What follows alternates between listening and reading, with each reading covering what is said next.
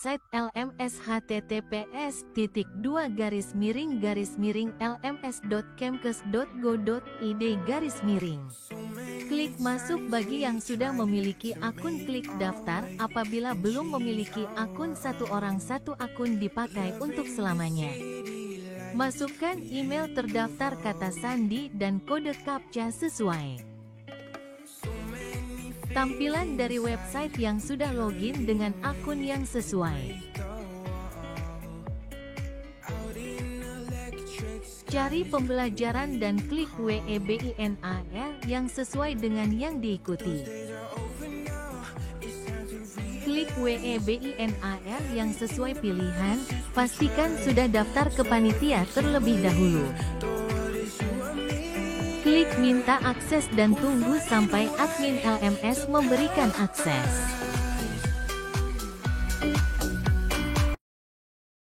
Site LMS https://lms.kemkes.go.id/. Klik masuk bagi yang sudah memiliki akun, klik daftar. Apabila belum memiliki akun, satu orang satu akun dipakai untuk selamanya. Masukkan email terdaftar, kata sandi, dan kode CAPTCHA sesuai. Tampilan dari website yang sudah login dengan akun yang sesuai. Cari pembelajaran dan klik webinar yang sesuai dengan yang diikuti.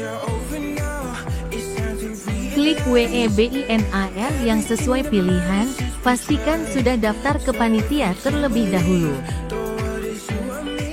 Klik minta akses dan tunggu sampai admin LMS memberikan akses.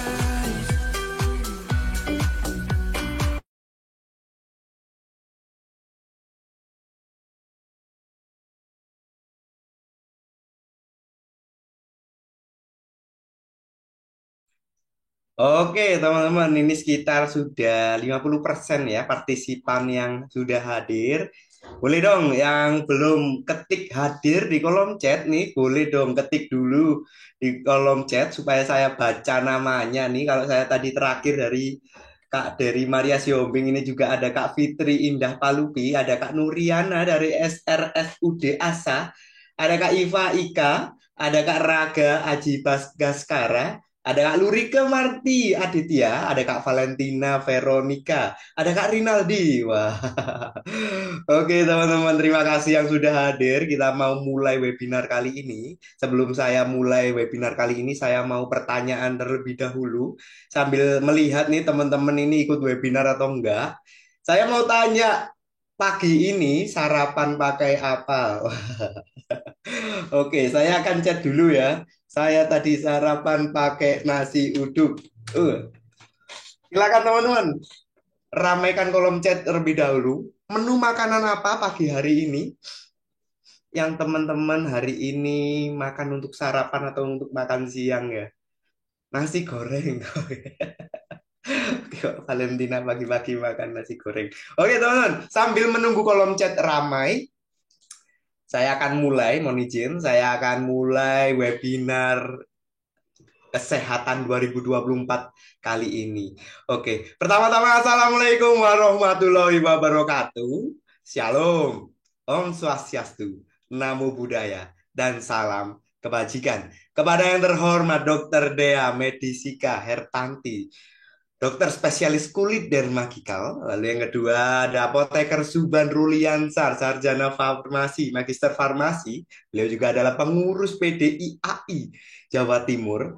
Lalu yang terhormat kepada seluruh panitia Indonesia Medical Center yang juga sudah join ya dalam webinar kali ini. Dan yang saya hormati dan saya kasihi rekan-rekan tenaga kesehatan yang sudah hadir dalam webinar kali ini di ruang Zoom meeting kali ini. Puji syukur kita haturkan pada Tuhan Yang Maha Esa, sebab dengan rahmat dan karunia-Nya semata kita dapat hadir serta berkumpul melalui ruang Zoom meeting hari ini. Beli durian dari Medan, manis rasanya tak terkira. Selamat siang ku ucapkan, semoga webinar ini penuh ceria. Perkenalkan nama saya Bayu Rama Wicaksana. Saya yang akan menemani Anda semua pada acara siang hari ini sebagai moderator. Sekaligus saya ucapkan selamat datang di webinar Kesehatan 2024. Dermatitis atopik patofisiologi, diagnosis dan terapi berbasis bukti bersama Indonesia Medical Center.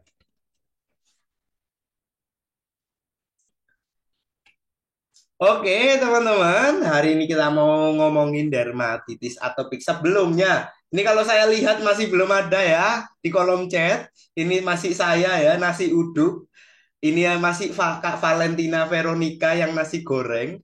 Ini ada Kak M. Fardan yang sarapan pakai soto Lamongan. Ini teman-teman yang lain yang kemana semua ini ya?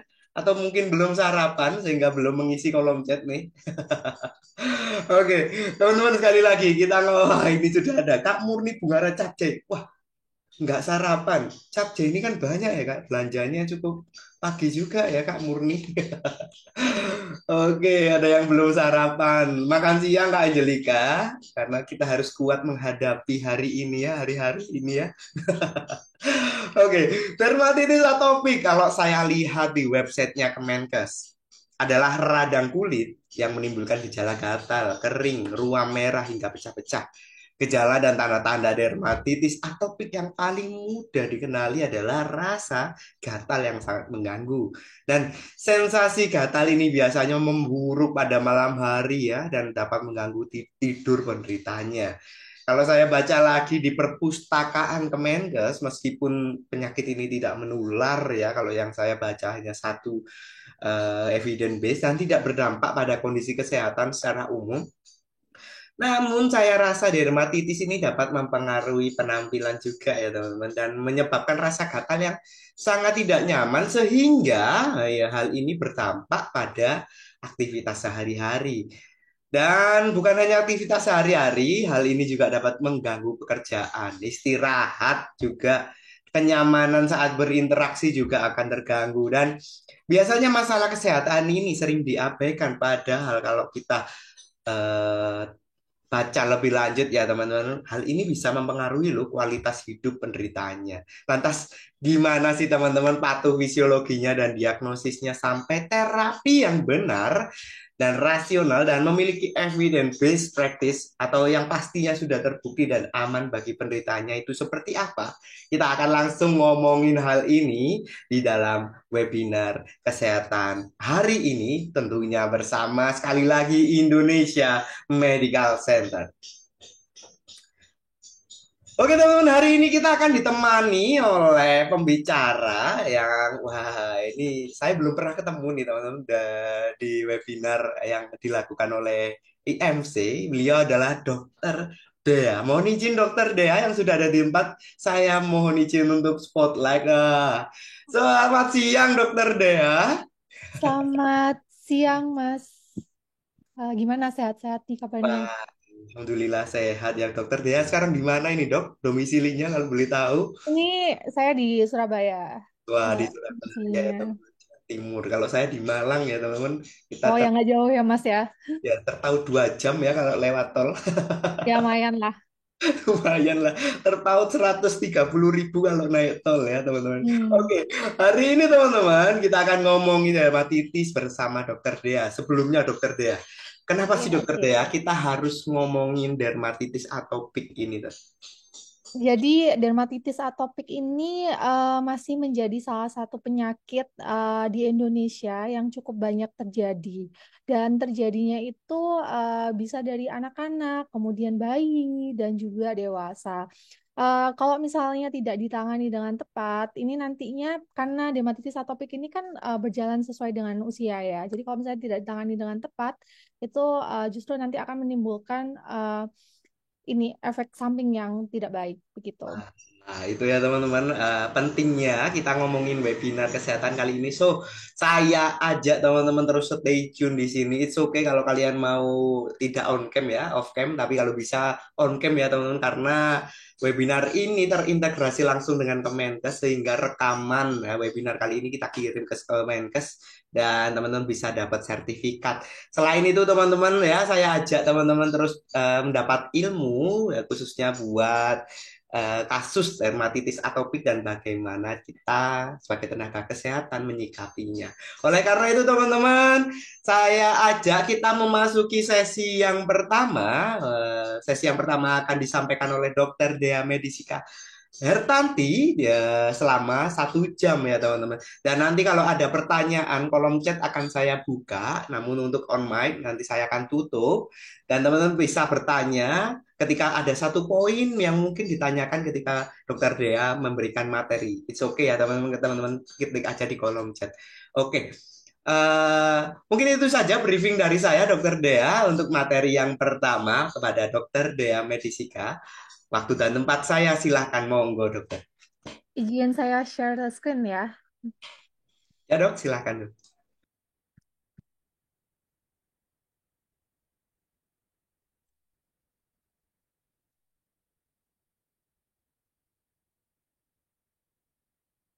Oke, jadi Assalamualaikum warahmatullahi wabarakatuh. Selamat siang. Sebelumnya kepada rekan-rekan sejawat, mungkin ada dokter juga di sini dan juga ada rekan-rekan tenaga medis yang lain. Saya Dokter Dea Medisika Hertanti, spesialis dermatologi, venerologi, dan estetik, magister kedokteran klinik, yang kali ini akan mempresentasikan mengenai atopik dermatitis dan patofisiologinya, serta diagnostik dan juga terapinya. Apakah slide-nya terlihat jelas ya, Mas? Sudah terlihat jelas dokter Oke, Dea. Oke, baik. Makasih, Mas Bayu. Jadi, yang nanti akan kita bahas adalah mengenai tentang definisi dari DA itu sendiri, kemudian juga insiden kejadiannya, dan patofisiologinya, di mana di sini akan membahas mengenai patofisiologi dermatitis atopik terkini, dan ada gejala klinis dan diagnosis, di mana bagaimana kita menegakkan gejala klinis dari dermatitis atopik itu sendiri dan menentukan derajat keparahan dari dermatitis atopik. Selain itu, kita juga akan belajar sedikit mengenai tentang terapi dari dermatitis atopik. Nah, ini daftar isi yang sudah saya buat juga, sama seperti yang tadi. Nah, kita mulai dari definisi. Jadi, dermatitis atopik sendiri ini masih merupakan salah satu penyakit atau peradangan kulit kronis yang hilang timbul dan biasanya berkaitan dengan riwayat penyakit atopi yang lain. Jadi, seperti riwayat penyakit atopi yang lain ini maksudnya seperti apa ya? Jadi, biasanya pada orang-orang dengan dermatitis atopik dia akan memiliki riwayat rinitis alergi. Jadi, ada keluhan bersin-bersin pada pagi hari, kemudian juga ada alergi tertentu terhadap bahan-bahan tertentu dan juga ada asma. Kemudian DA sendiri dapat disebabkan oleh karena adanya disregulasi imunitas, kemudian juga adanya ketidakseimbangan dari sitokin dan adanya aktivasi jalur inflamasi dan juga ada disfungsi dari saluran epitel dan ada ketidakseimbangan mikrobial serta adanya disfungsi dari genetik. Nah, prevalensi dari terjadinya dermatitis atopik sendiri di seluruh dunia masih sekitar 2,23%, di mana ada 171 juta laki-laki, wanita, anak-anak di seluruh dunia di tahun 2019 masih terkena dermatitis atopik. Biasanya wanita memiliki prevalensi tinggi dalam kejadian dermatitis atopik. Sedangkan insiden kejadian dermatitis atopik pada bayi dan anak-anak itu didapatkan sebanyak 10% sampai 20% di USA dan juga Eropa. Lalu bagaimana di Indonesia? Nah, di Indonesia sendiri insiden dermatitis atopik itu masih sangat tinggi, di mana pada tahun 2011 itu mencapai sekitar 23,67%. Dan dermatitis atopik ini masih menjadi salah satu penyakit terbanyak pada kasus kulit anak. Oke, kalau tadi kita sudah belajar mengenai definisi dan prevalensinya seperti apa, kita masuk ke bagian patofisiologinya terlebih dahulu sebelum masuk ke gejala klinisnya. Jadi patofisiologi dari terjadinya dermatitis atopik itu sendiri itu terbagi menjadi 3 penyebab, yaitu disebabkan oleh disfungsi epidermal, disfungsi genetik, dan juga disfungsi imunitas.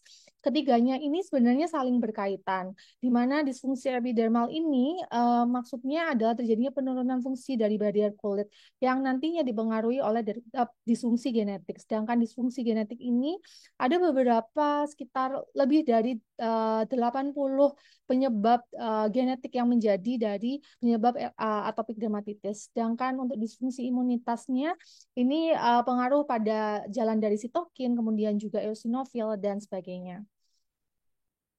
Kita belajar dulu tentang disfungsi epidermal. Jadi disfungsi epidermal ini disebabkan oleh karena adanya penurunan fungsi dari skin barrier yang disebabkan oleh beberapa adanya mutasi genetik seperti keratin, filaggrin, dan juga loricrin.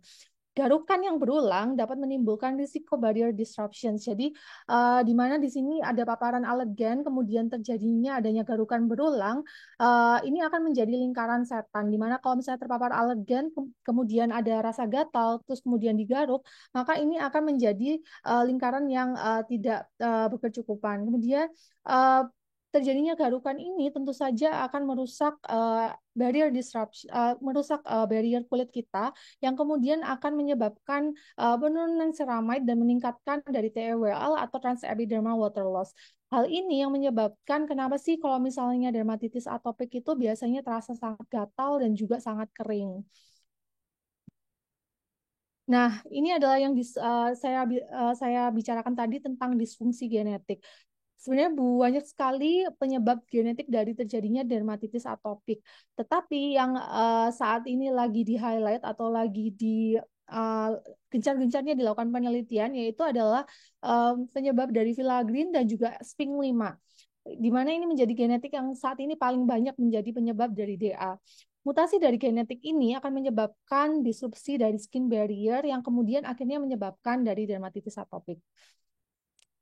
Sedangkan disfungsi imunitas itu tadi kalau pada gambar sebenarnya ada tulisan non-lesional skin, kemudian acute lesional stage, dan chronic lesional stage. Di mana ketiga dari disfungsi imunitas ini itu menggambarkan adanya timeline dari kejadian dermatitis atopik. Pada non-lesional skin biasanya ini kebanyakan diinduksi oleh infeksi bakteri seperti Staphylococcus aureus. Jadi kalau misalnya pada pasien dengan dermatitis atopi itu nggak melulu hanya misal harus ada nggak melulu harus adanya riwayat atopi munculnya disebabkan oleh itu, tapi bisa disebabkan oleh adanya infeksi dasar seperti Staphylococcus aureus. Jadi banyak beberapa pasien yang datang ke saya itu sebelumnya dia ada keluhan sakit gigi nih, kemudian sakit gigi ini menginduce adanya dermatitis atopi. Kemudian terjadinya acute lesional stage. Ini di sini mulai tampak gejala sebagai gatal, kemudian terjadi penurunan skin barrier,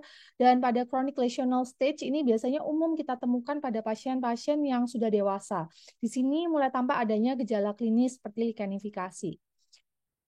Nah, seperti yang sudah saya sebutkan di atas, paparan bakteri Staphylococcus aureus merupakan salah satu bentuk infeksi bakteri yang dapat menginduksi terjadinya DA. Sebenarnya tidak hanya infeksi bakteri, tetapi infeksi virus, kemudian infeksi dari jamur, dan house dust mite atau debu itu juga bisa menjadi penyebab dari terjadinya DA. Di mana di sini Staphylococcus aureus itu akan masuk ke dalam lapisan kulit yang kemudian akan memproduksi dari beberapa sitokin seperti interleukin 25, interleukin 33, dan TSLP, dan kemudian menginduksi dari Langerhans cells yang akhirnya akan menyebabkan induksi dari T helper 2 dan menghasilkan beberapa sitokin seperti interleukin 4 dan interleukin 13. Hal ini bila tidak ditangani dengan tepat, ini akan menjadi kronik, di mana kronik ini dari misalnya non-lesional skin dari anak-anak, kemudian dari non-lesional skin dari bayi, kemudian acute lesional stage ke anak-anak, dan chronic lesional stage ke dewasa. Kalau misalnya tidak ditangani dengan baik, ini akan menjadi pengaruh di nanti masa dewasanya nanti. Nah, dari beberapa penelitian yang sudah saya baca, ini adanya blokade dari induksi interleukin 4 dan juga interleukin 13 saat ini menjadi interest karena dapat mencegah dari terjadinya dermatitis atopik. Kemudian ini perubahan imunopatologi yang terjadi pada pasien dermatitis atopi. Jadi ini digambarkan kalau misalnya pasien tersebut dilakukan pemeriksaan histopatologi, maka gambarannya adalah seperti ini. Jadi yang pertama pada non-lesional atopic dermatitis. Pada masa ini mungkin kulit terlihat baik-baik saja, namun di fase ini itu sebenarnya sudah ada gambaran dari inflamasi di mana ditandai dengan adanya mild epidermal hyperplasia, kemudian adanya sparse perivascular infiltrate di mana ini pembuluh darah ini mulai menginfiltrasi area dari lapisan kulit. Sedangkan di sini ada sudah tampak adanya Langerhans cells yang meningkat, kemudian juga adanya inflammatory dendritic epidermal cells dan juga makrofag mulai meningkat pada fase non-lesional atopic dermatitis. Kemudian masuk ke masa acute. Ini mulai terjadi adanya pembengkakan di dalam lapisan kulit, yaitu ditandai dengan adanya epidermal spongiosис, kemudian adanya peningkatan dari tanda inflamasi, di mana ditandai dengan adanya mast cells yang mulai degranulating. Di sini biasanya mulai terasa adanya rasa gatal ya, karena ditandai dengan adanya degranulasi dari mast cells, kemudian juga adanya peningkatan dari eosinofil, basofil, dan juga neutrofil, di mana di sini sudah menggambarkan adanya proses inflamasi yang sudah terjadi. Sedangkan kalau di fase kronis, ini mulai tampak adanya penebalan dari lapisan epidermis dengan gambaran jembatan antara dari epidermis dan dermis ini mulai tampak adanya elongasi dari rete ridge. Kemudian juga adanya gambaran inflamasi di sini yang mulai terlihat lebih lagi daripada fase akut. Kemudian kita masuk ke gejala klinis dan diagnosis dari dermatitis atopik itu sendiri. Sebenarnya untuk penegakan dari dermatitis atopik itu tidak membutuhkan alat-alat khusus ya. Sebenarnya dengan pemeriksaan anamnesis atau menanyakan tentang riwayat dan dilakukan pemeriksaan klinis itu sudah menjadi gold standard dari diagnosis dermatitis atopik. Kalaupun memang harus dilakukan pemeriksaan, boleh dilakukan pemeriksaan histopatologi. Namun biasanya kalau di vaskes 1 dan 2 tentu masih terbatas ya untuk pemeriksaan histopatologi ya. Jadi untuk biasanya bisa dilakukan pemeriksaan klinis saja sudah cukup untuk menegakkan diagnosis dari dermatitis atopi. Nah, diagnosis untuk gejala klinisnya biasanya terdapat keluhan rasa gatal yang memberat sehingga membuat gangguan tidur, kemudian juga adanya riwayat penyakit kronis dengan keluhan berulang, adanya riwayat atopi pada keluarga. Jadi bisa ditanyakan apakah sebelumnya ada riwayat sering pilek, kemudian adanya riwayat asma, itu juga penting untuk ditanyakan. Kemudian juga adanya faktor pencetus atau faktor predisposisi yang dapat menimbulkan gejala. Dan distribusi DA ini biasanya berkembang berdasarkan dari segi usia. Nah, ini yang saya bilang bahwa distribusi DA ini berkembang seiring dengan usia ya, di mana awalnya pada bayi sering ditemukan adanya keluhan rash atau gambaran kemerahan yang muncul biasanya pada area kepala, wajah, terutama pada bayi yang paling khas itu pada area pipi. Kemudian juga ada di area ekstensor dan juga area ekstremitas. Area ekstensor ini tentu paling depan dari yang paling sering ini lutut ya, kemudian juga siku dari bayi. Kemudian pada fase anak-anak ini agak sedikit berbeda dengan fase bayi, di mana anak-anak seringnya muncul adanya kemerahan atau rash pada area lipatan atau flexural, kemudian pada area leher dan juga area kaki juga ditemukan. Dan di sini biasanya sudah mulai tampak nih gambaran adanya dermatitis atopi yang kronis seperti adanya gambaran likanifikasi. Nah, kalau misalnya di dermatitis atopik ini biasanya dari masa remaja itu ada fase istirahatnya di mana mungkin tidak ada muncul keluhan dari dermatitis atopik itu sendiri. Namun itu sebenarnya ada beberapa kasus juga yang masa remaja itu justru malah muncul gitu. Nah, tapi di fase dewasa ini biasanya rasa gatal itu lebih dirasakan atau lebih dominan dengan keluhan gambaran kemerahan terjadi biasanya mirip hampir seperti anak-anak, cuman biasanya pada dewasa seringnya juga dilaporkan adanya kasus hand eczema yang terjadi lebih dominan pada pada dewasa. Kemudian ini adalah gejala klinis yang sering tampak pada pasien-pasien dengan dermatitis atopi ini saya highlight anak-anak karena kenapa? Karena kasusnya di anak-anak ini masih cukup banyak. Kalau misalnya di anak-anak masih cukup banyak, itu juga menggambarkan bahwa masih banyaknya kasus di dewasa juga. Nah, ini biasanya ada gambaran Denny Morgenfold, namun tidak selalu ditemukan biasanya. Tetap untuk yang bayi biasanya ada gambaran eritem atau kemerahan pada area pipi ini sangat khas sekali pada bayi. Kemudian juga pada anak-anak bisa ditemukan adanya bekas garukan, kemudian juga adanya likenifikasi, dan biasanya kulitnya tampak kering sekali. Nah, sebenarnya untuk menegakkan dermatitis atopik itu ada dua kriteria ya. Jadi menggunakan Williams kriteria sama Hanifin-Rajka kriteria.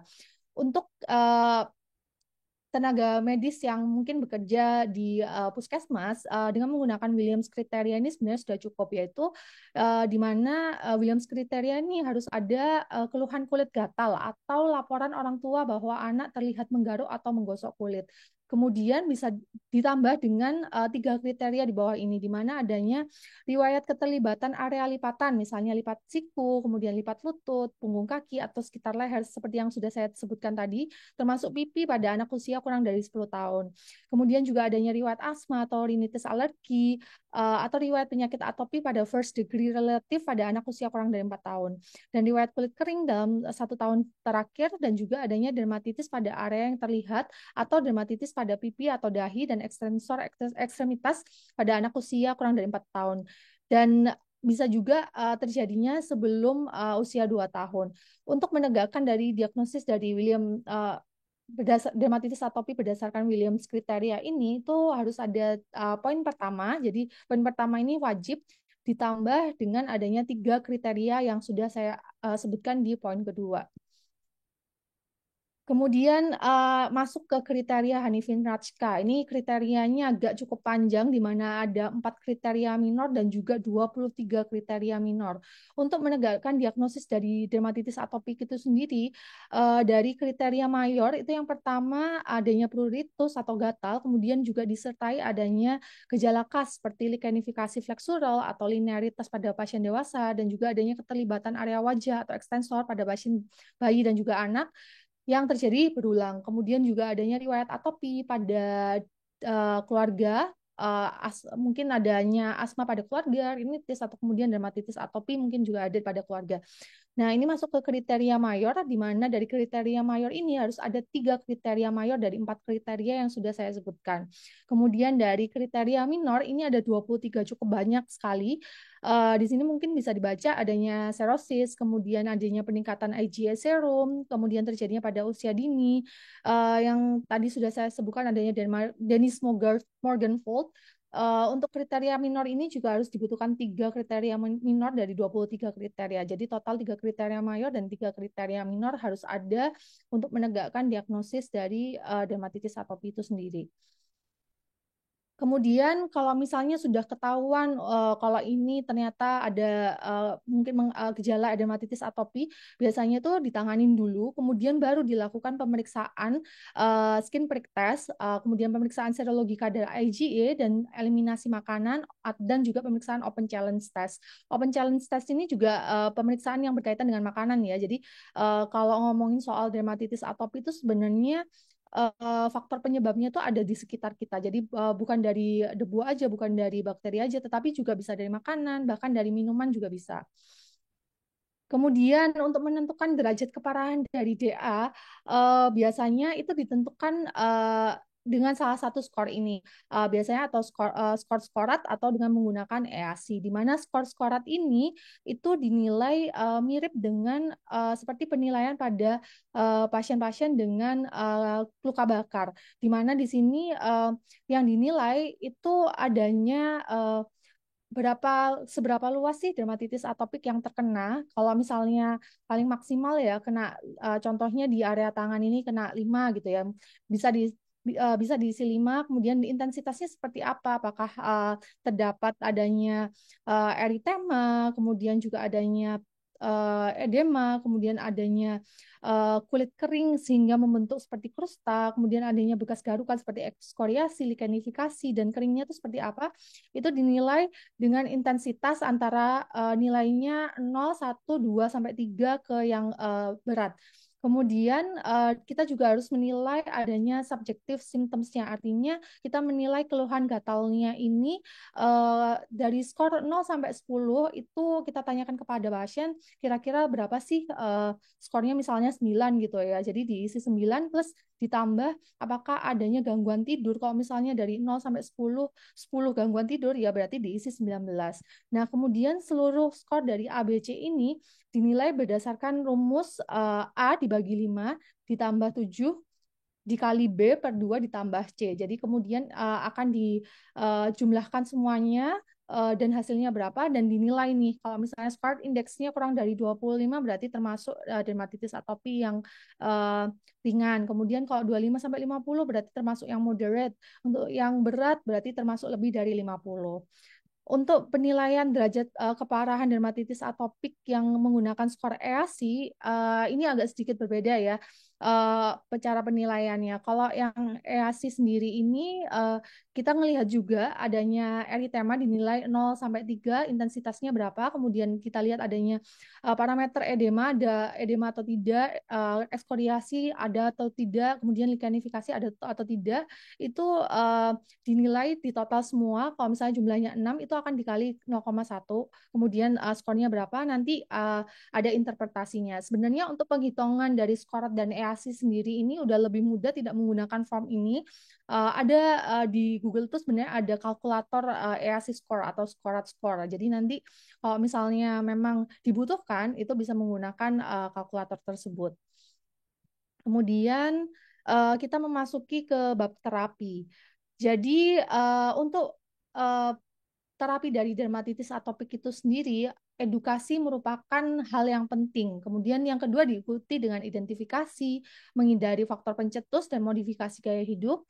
Kemudian skin hydration dengan menggunakan pelembab, dan terapi topikal dengan dan sistemik, dan juga mengendalikan rasa gatal dengan antihistamin. Kelima poin ini disebut dengan 5 pilar penata laksanaan dari dermatitis atopi. Ini saya ambil dari Persatuan Dokter Spesialis Kulit dan Kelamin, panduannya di tahun 2024 ya, jadi panduan paling terbaru. Untuk edukasi dari terjadinya dermatitis atopi, kalau misalnya terkena anak-anak, kita harus mengedukasi kepada orang tua dan orang tua dari bayi dan anak-anak tersebut tentang penyakitnya, kemudian juga tentang rencana terapi yang akan diberikan. Sebenarnya dari edukasi sendiri ini terbukti dapat meningkatkan kualitas hidup pasien DA. Kemudian support keluarga dan lingkungan terdekat pasien dapat meningkatkan kualitas hidup dari pasien dermatitis atopi juga. Edukasi dalam mengetahui faktor penyebab atopi juga dapat membantu dari penanganan dermatitis atopi itu sendiri. Kemudian masuk ke poin kedua, faktor identifikasi. Faktor ini sangat-sangat penting karena dari faktor identifikasi ini sebenarnya kita sudah bisa mengeliminasi penyebab dari dermatitis atopis banyak 50% sampai 90%. Untuk identifikasi sendiri sebenarnya yang pertama, biasanya nih pasien itu kalau misalnya orang umum itu ya seringnya itu pakai bahan-bahan iritan. Nah, bahan-bahan iritan yang dimaksud tuh apa? Jadi seperti sabun antiseptik, contohnya sabun Dettol, kemudian juga deterjen, kemudian adanya sabun cair pencuci piring, desinfektan, dan juga penggunaan dari minyak kayu putih dan minyak telon. Ini biasanya saya temukan pada beberapa pasien di mana masih anak-anak, kemudian sudah muncul keluhan likanifikasi, kemudian banyak sekali bekas-bekas garukan, sama orang tuanya itu diberikan ini sabun antiseptik, jadi sabun Dettol, atau diberikan oles-oles minyak kayu putih atau balsem. Bahkan kemarin ini saya nemuin pasien eksema dewasa, itu dia gosok dengan menggunakan plosa. Itu yang kemarin tuh saya juga sempat kaget bahwa ternyata plosa juga bisa dibuat gosok-gosok untuk ini juga keluhan kulit. Nah, sebenarnya untuk menghindari penggunaan bahan alergen sendiri, seperti yang sudah saya sebutkan tadi, itu 90% sudah dapat mengeliminasi dari keluhan dermatitis atopik itu sendiri. ada beberapa obat topikal yang bisa menjadi penyebab dari dermatitis atopi juga. Sebenarnya obat topikalnya ini sangat banyak, tergantung jenisnya. Kemudian juga penggunaan kosmetik bagi para wanita yang mengandung pewangi, formaldehid, lanolin, nikel, neomisin, dan pengawet. Itu juga berpengaruh. Kemudian juga adanya penggunaan parfum, pewangi, bahan metal seperti gelang, cincin, emas, silver, perak, dan juga penggunaan sampo dan conditioner, serta penggunaan desinfektan seperti yang saya sudah sebutkan, sabun antiseptik, deterjen, kemudian bahkan ada yang digosok dengan penggunaan Wipol itu juga ada.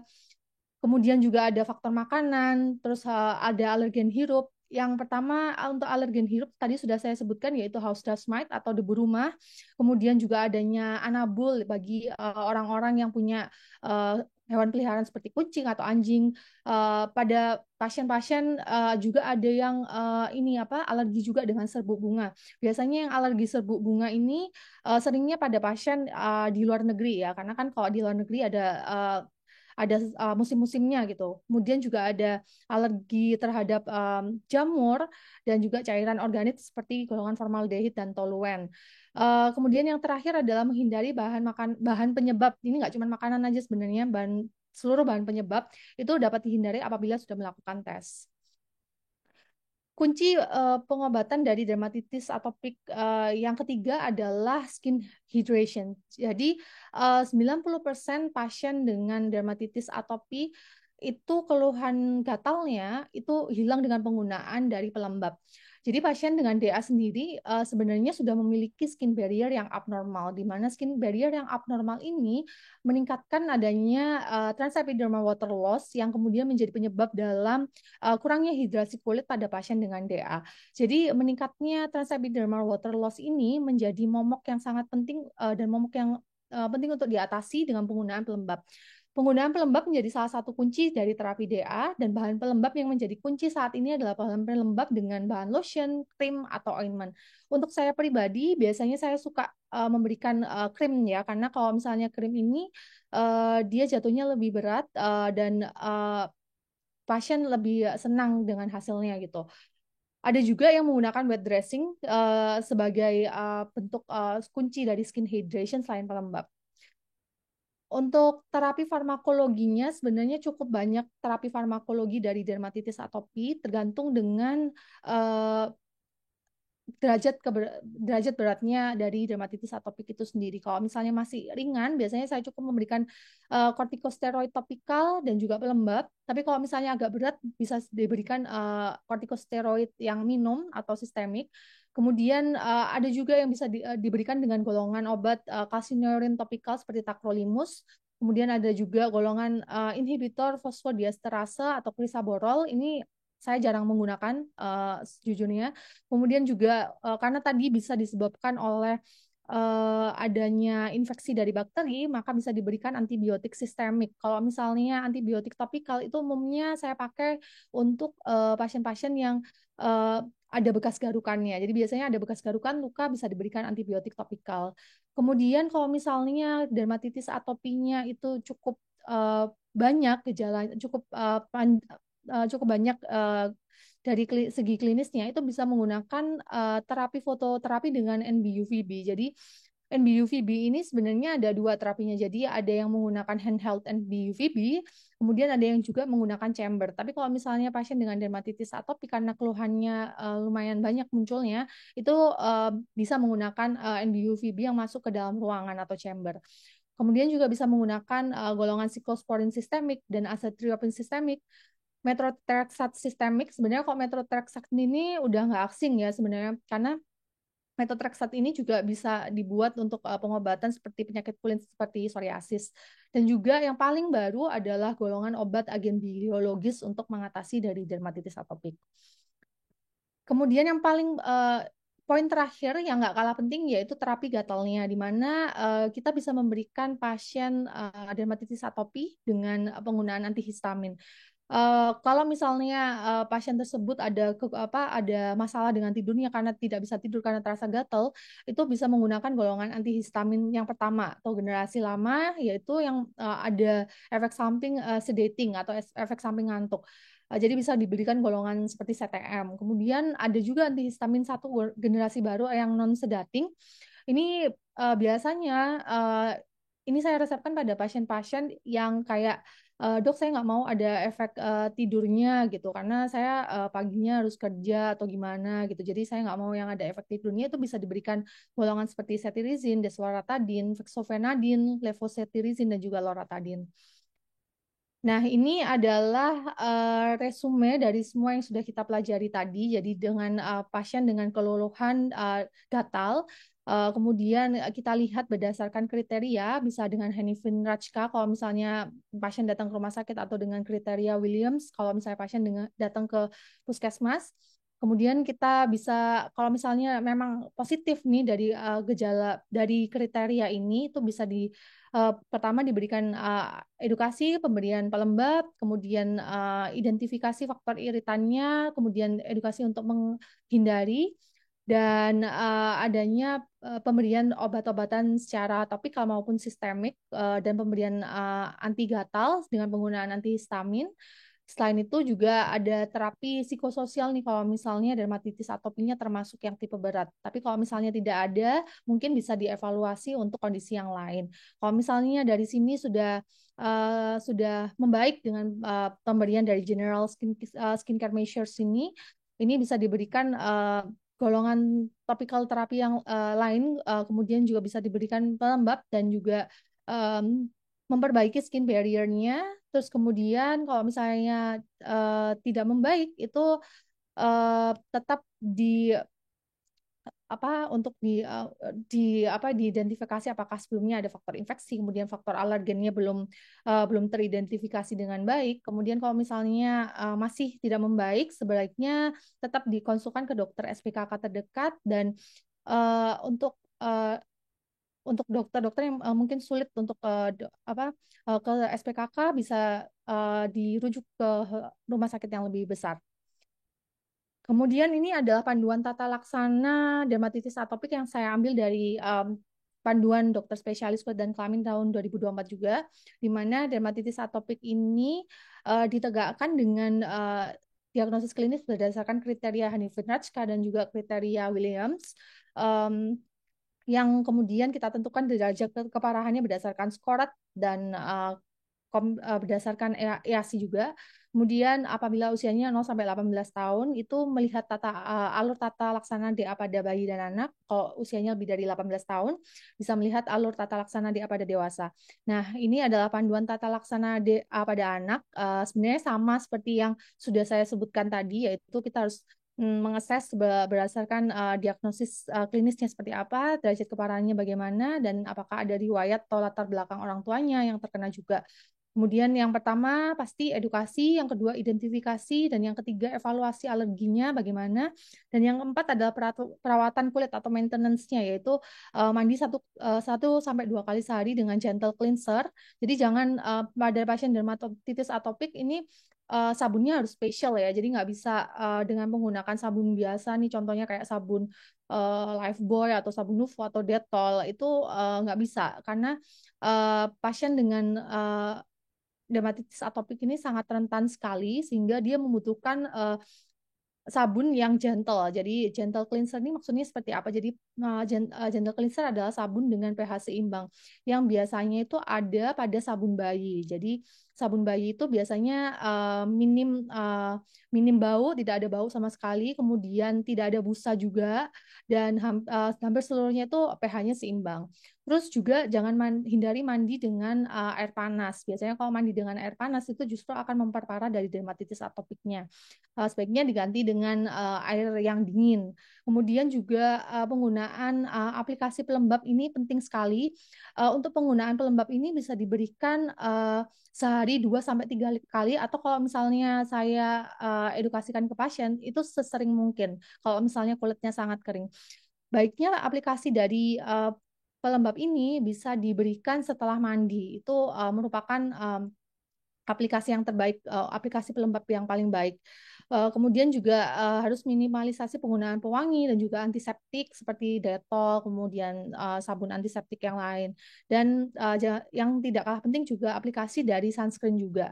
Nah, ini kemudian kita nilai juga derajatnya masuk ringan, sedang atau berat. Kemudian setelah itu kita evaluasi kondisi klinisnya, dan kalau misalnya eh, belum membaik, kita pertimbangkan pemberian pada setiap derajat keparahan juga. Untuk dewasa sebenarnya lebih kompleks sedikit, tetapi hampir mirip dengan yang anak-anak. Kalau yang dewasa ini sebenarnya bisa juga dihitung dengan skor EASI juga, tapi kalau yang menurut eh, dari panduan PPK sendiri itu menggunakan skor-skorat yang tadi sudah saya sebutkan.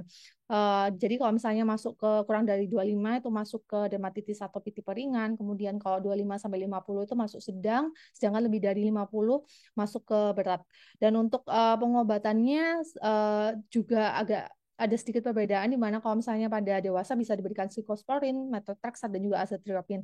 Namun kalau misalnya untuk ada pertimbangan untuk memberikan methotrexate, sebaiknya harus dilakukan pemeriksaan laboratorium dulu, karena methotrexate ini cukup keras juga obatnya. Dan kalau misalnya respon terapinya baik, itu dinilai berdasarkan nilai skornya juga. Kalau misalnya tercapai skor 75, atau misalnya nilai dari dermatologi life quality index-nya kurang dari 5, maka tidak ada isu kepatuhan dan tidak ada efek samping, itu bisa dilanjutkan kembali terapinya. Kemudian apa sih yang baru dari atopic dermatitis itu sendiri? Nah, ini yang paling baru dari dermatitis atopik itu sendiri. Kalau misalnya belakangan ini tuh heboh banget tentang vitamin vitamin astaxanthin. Nah, ternyata astaxanthin ini memiliki efek yang sangat baik untuk pasien dengan dermatitis atopi, di mana ini dilakukan penelitian di eh, Jepang, di mana mereka melakukan pemberian astaxanthin kepada pasien dengan dermatitis atopik di pasien wanita di Jepang, dan itu ternyata hasilnya mempengaruhi dari tekstur dari kulitnya, kemudian juga dari penampilannya, dan kelembapannya juga mempengaruhi. Dan ternyata setelah ditelisik, jadi penggunaan astaxanthin itu sendiri memiliki uh, efek untuk menurunkan inflamasi kulit yang terjadi pada pasien dengan dermatitis atopi, dengan cara memblok beberapa gen sitokin seperti interleukin 1 beta, interleukin 6, dan TNF alfa. Nah, terima kasih. Sebelumnya saya kembalikan kembali kepada moderator.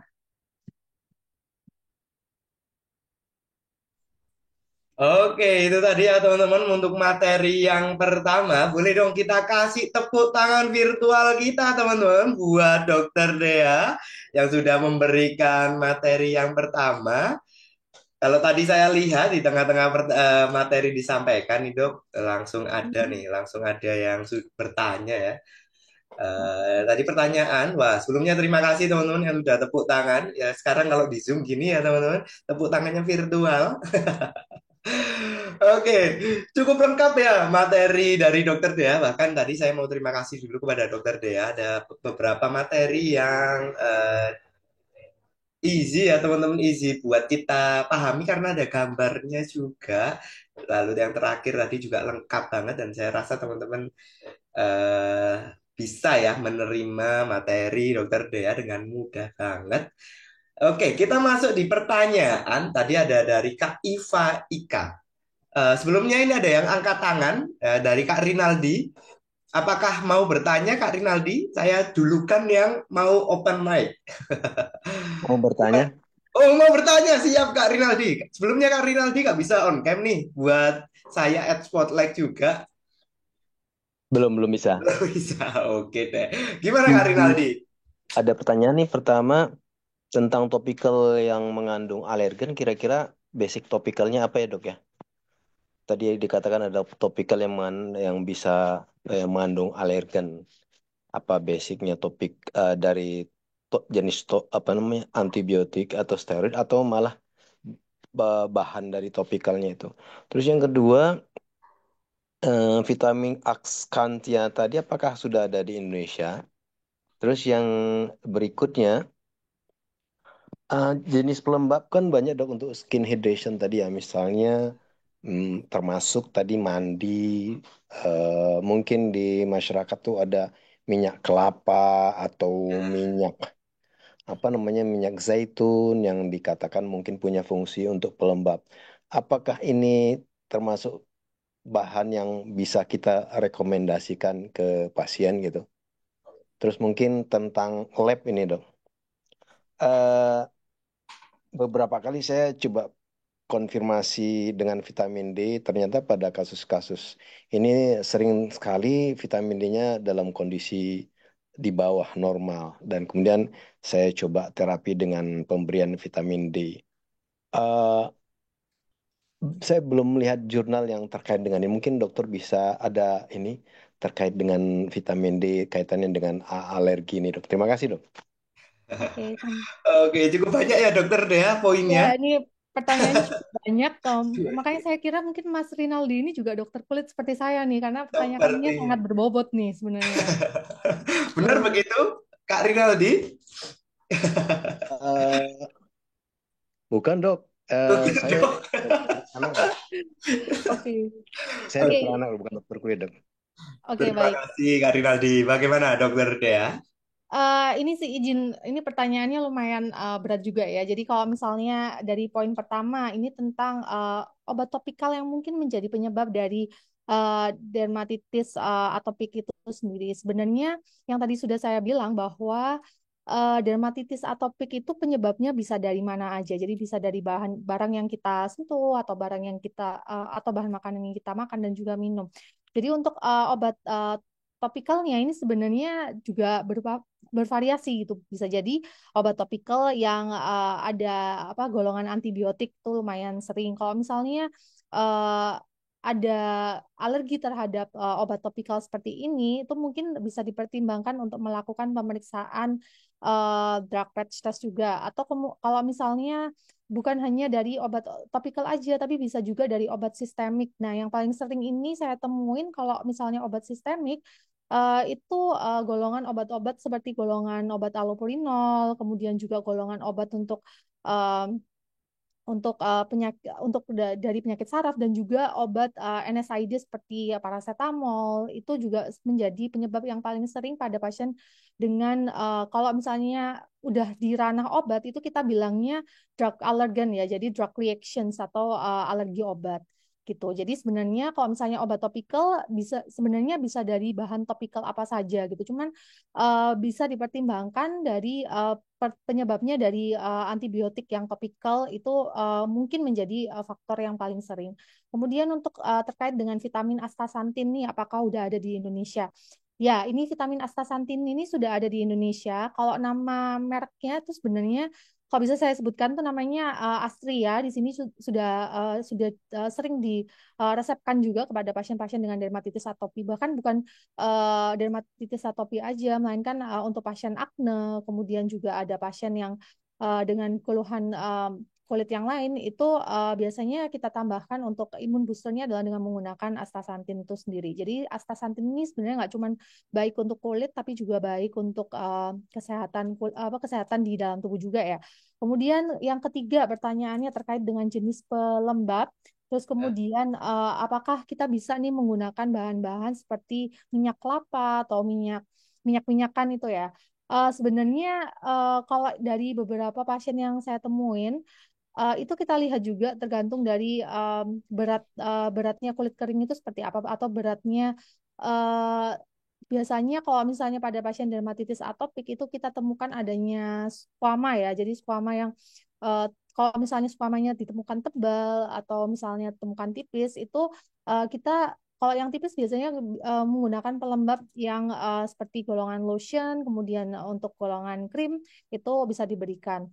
Kalau misalnya yang agak tebal sedikit, saya lebih prefer untuk diberikan golongan petrolatum seperti Vaseline gitu. Tapi kalau misalnya penggunaan seperti minyak kelapa atau minyak yang benar-benar murni, eh, itu kalau misalnya dulu pengalaman saya pada saat melakukan pendidikan di Rumah Sakit Dr. Sutomo itu lebih menggunakan ke minyak ikan, tapi minyak ikan yang sudah dibuat secara tanpa adanya tambahan dari bahan-bahan iritan lain ya. Kalau misalnya yang kita temukan di luar itu kan sebenarnya itu yang dalam golongan minyak kelapa itu takutnya ada bahan iritan yang lain, sehingga saya lebih tidak merekomendasikan untuk pasien-pasien dengan dermatitis atopi menggunakan golongan minyak kelapa ataupun minyak ikan yang mungkin sekarang berada di pasaran, karena kalau misalnya di Stomo ini adanya khusus ya, jadi khusus diberikan pada pasien-pasien di sana gitu. Kemudian untuk yang keempat tentang terkaitnya DA dan vitamin D. Kalau kita membahas tentang vitamin D, ini juga kemarin saya menemukan sempat membaca jurnal juga terkait dengan vitamin D defisiensi dengan hair loss, vitamin D defisiensi dengan acne vulgaris, dan itu sebenarnya saling berkaitan. Dan untuk DA sendiri ini sebenarnya juga saling berkaitan dengan adanya vitamin D defisiensi itu sendiri. Jadi nggak jarang sebenarnya pada kasus dengan dermatitis atopi itu bisa juga diberikan vitamin D sebagai support untuk memperbaiki kulit begitu.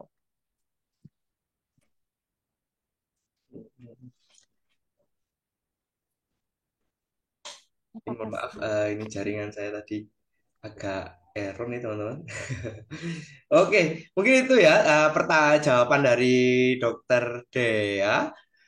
Saya mau tanya Kak Rinaldi dulu nih. Gimana Kak Rinaldi? Apakah sudah terjawab? Alhamdulillah Mas sudah cukup bagus. Terima kasih. Oke, terima kasih Kak Rinaldi. Tadi pertanyaan mengenai lotion, kalau saya nggak salah lihat tadi ada Dokter Emi juga yang menanyakan ya, dan itu sudah terjawab. Oke teman-teman, ini tadi saya dihubungi panitia karena udah jam 2 nih ya.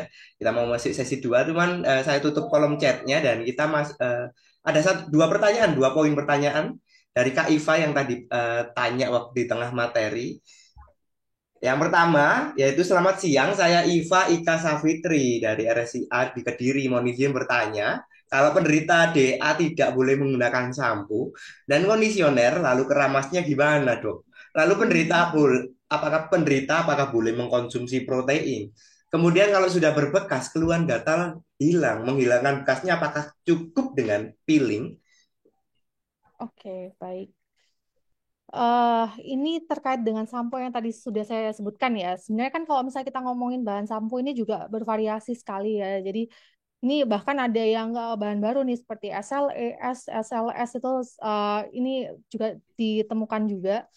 Terkait kalau misalnya memang ada alergi dengan bahan-bahan sampo.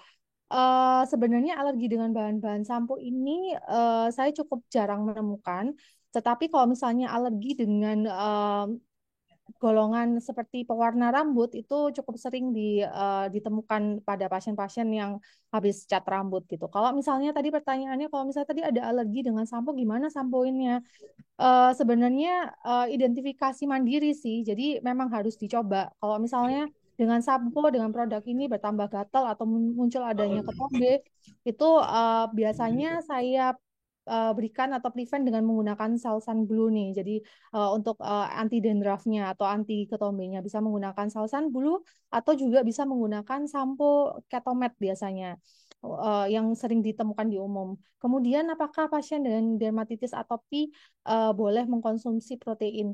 Sebenarnya boleh, justru protein tuh bagus dan di mana protein ini tapi proteinnya dilihat dulu ya, apakah protein hewani yang seperti apa, apakah daging kemudian atau ayam, karena beberapa pasien yang kalau misalnya lebih sering makan ayam itu dia lebih sering mengeluhkan rasa gatal. Jadi saya lebih prefer untuk eh, proteinnya lebih dibanyakin ke daging ya gitu. Jadi perbanyak daging, kemudian juga bisa perbanyak sayur-sayuran juga. Kemudian yang ketiga tadi, mohon maaf Mas Bayu, pertanyaannya apa yang ketiga ya? Tadi. Kemudian kalau sudah berbekas nih, kalau nggak Oh ya. hilangkan bekasnya, apakah cukup pakai peeling? Oke, jadi kalau misalnya bekas dengan dermatitis atopi ini memang cukup menjadi ini ya, cukup mengganggu masyarakat sebenarnya. Apakah bisa dengan peeling? Sebenarnya bisa, tapi saya lebih prefer dulu untuk menggunakan pelembab. Jadi ada beberapa pelembab yang memiliki efek untuk mengembalikan kembali bekas dari dermatitis atopi itu sendiri gitu.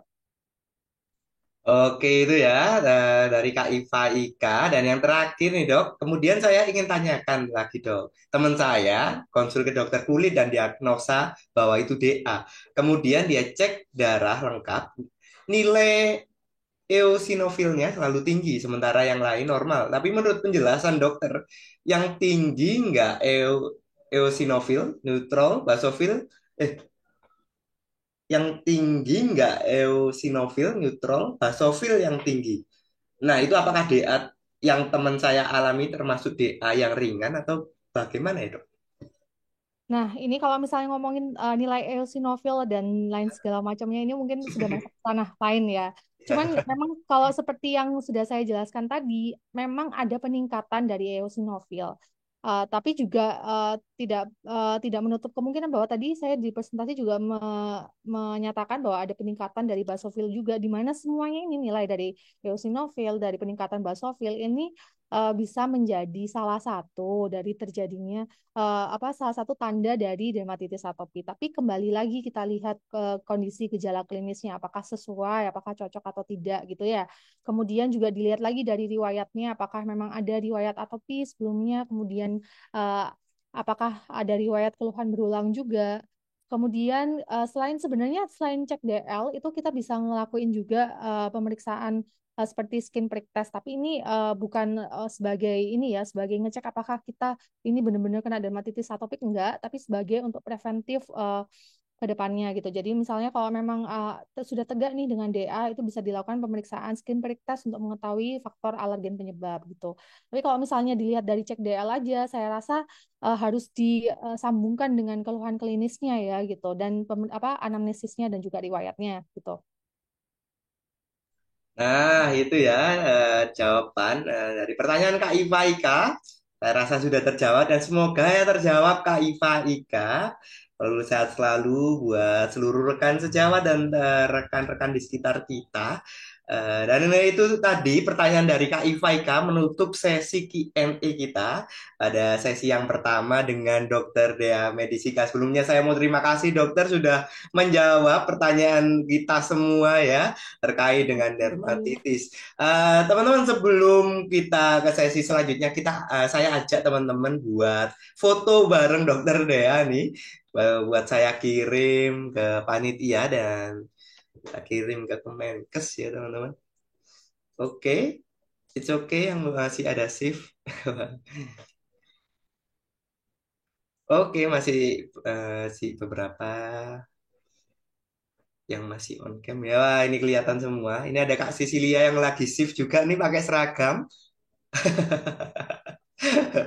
Ada Dokter Risnadi, wah ketemu lagi di jalan nih. Oke, sudah semua. Satu, dua, tiga. Oke, sudah ya teman-teman. Oh, sebentar. Masih ada yang on cam nih. Sekali lagi. Satu, dua, tiga. Oke, sudah. Wah, ini kelihatan semua ya. Ini ada Kak Linda juga tadi ya. Yang mungkin lagi di tempat kopi ya Kak Linda, enak banget nih.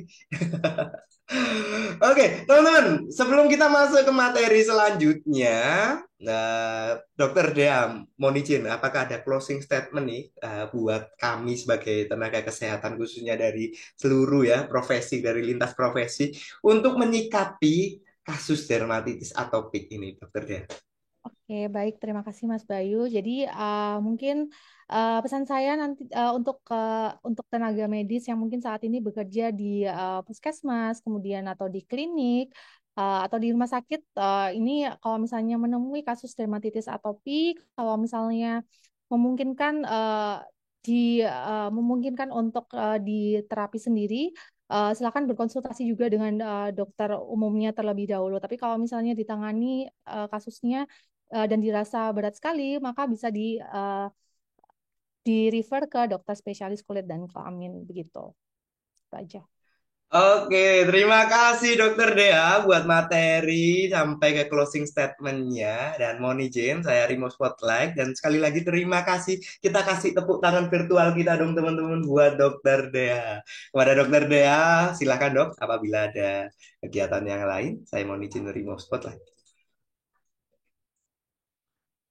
Oke teman-teman, masuk ke sesi yang kedua. Sebenarnya tadi ada satu dua poin ya, tadi yang sudah dibaca oleh Dokter Dea. Namun untuk yang materi yang kedua ini kita akan langsung dengar materi dari apoteker yang sering banget nih diundang oleh IMC, dan yang pastinya untuk materinya ini lebih dalam tentang kefarmasian karena kita akan ditemani oleh apoteker Suban Rulianza yang sudah ada di tempat. Bapak Suban, selamat siang Pak. Waduh, Selamat siang, Mas. Udah mau sore ini, Mas. mau sore Udah mau nih sore. Pak Suban. Oh ya teman-teman, beliau ini Pak Suban ini sering banget ya teman-teman kita undang di webinar kesehatan yang jelas, berbagai case ya teman-teman, berbagai case sudah kami undang, dan mungkin kami mau mohon maaf juga nih karena beliau mungkin harus mendalami yang lain-lain dulu. Dan hari ini kita mau ngomongin dermatitis atopik nih Pak Suban. Pak Suban, kenapa Pak Suban kita harus ngomongin dermatitis atopik pada siang hari ini? Ya, memang apa ya? Sebetulnya ini memang Dokter Dea tadi sudah banyak sekali mengulas ya, Mas Bayu ya. Insya Allah kita nanti lihat dari sisi kefarmasinya seperti apa.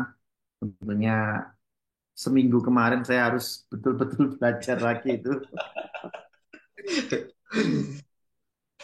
Aman, aman, insya Allah aman. Bismillah. Oke, Mas Subhan ya, penting banget ya teman-teman. Memang sih tadi ada beberapa poin yang sudah disampaikan, cuman kita akan memperdalam lagi ya teman-teman. Tadi terapi farmakologis yang sempat disampaikan satu poin ya dari Dokter Dea. Dan oke, teman-teman, sama seperti yang tadi 60 menit kita akan mendengarkan materi dari Bapak Suban, dan nanti kalau ada pertanyaan seperti tadi, saya senang banget nih dari Kak Iva Ika tanya ketika ada poin yang memang harus ini apa, emang teman-teman pengen lebih tahu, dan teman-teman bisa tulis di kolom chat. Oke, mungkin itu saja Pak Suban briefing dari saya. Dan kepada Pak Suban untuk materi yang kedua, kepada Bapak Apoteker Suban, waktu dan tempat saya silakan. Monggo. Baik, terima kasih Mas Bayu. Terima kasih para panitia. Mohon izin. Berjumpa kembali dengan saya, Alhamdulillahirrahmanirrahim. Dan salam hormat juga untuk Dokter Dea, senior saya ini, beliau. eh pada semoga aja teman-teman nakes di sini tidak apa ya, tidak mengantuk ya karena ini mendekati weekend ya, dan ini sudah jam-jam pulang. Saya rasa kita bisa sharing ya, lebih sharing aja. Jadi mungkin tadi sudah banyak sekali Dokter Dia menyampaikan banyak hal, dan sebetulnya beberapa materi yang disampaikan Dokter Dia itu yang ada di saya itu sudah tercover di Dokter Dia. Jadi mungkin nanti saya akan sedikit saja untuk mengulasnya ya terkait dengan apa namanya yang akan saya sampaikan pada sore hari ini. Mohon izin Bapak Ibu, saya share screen.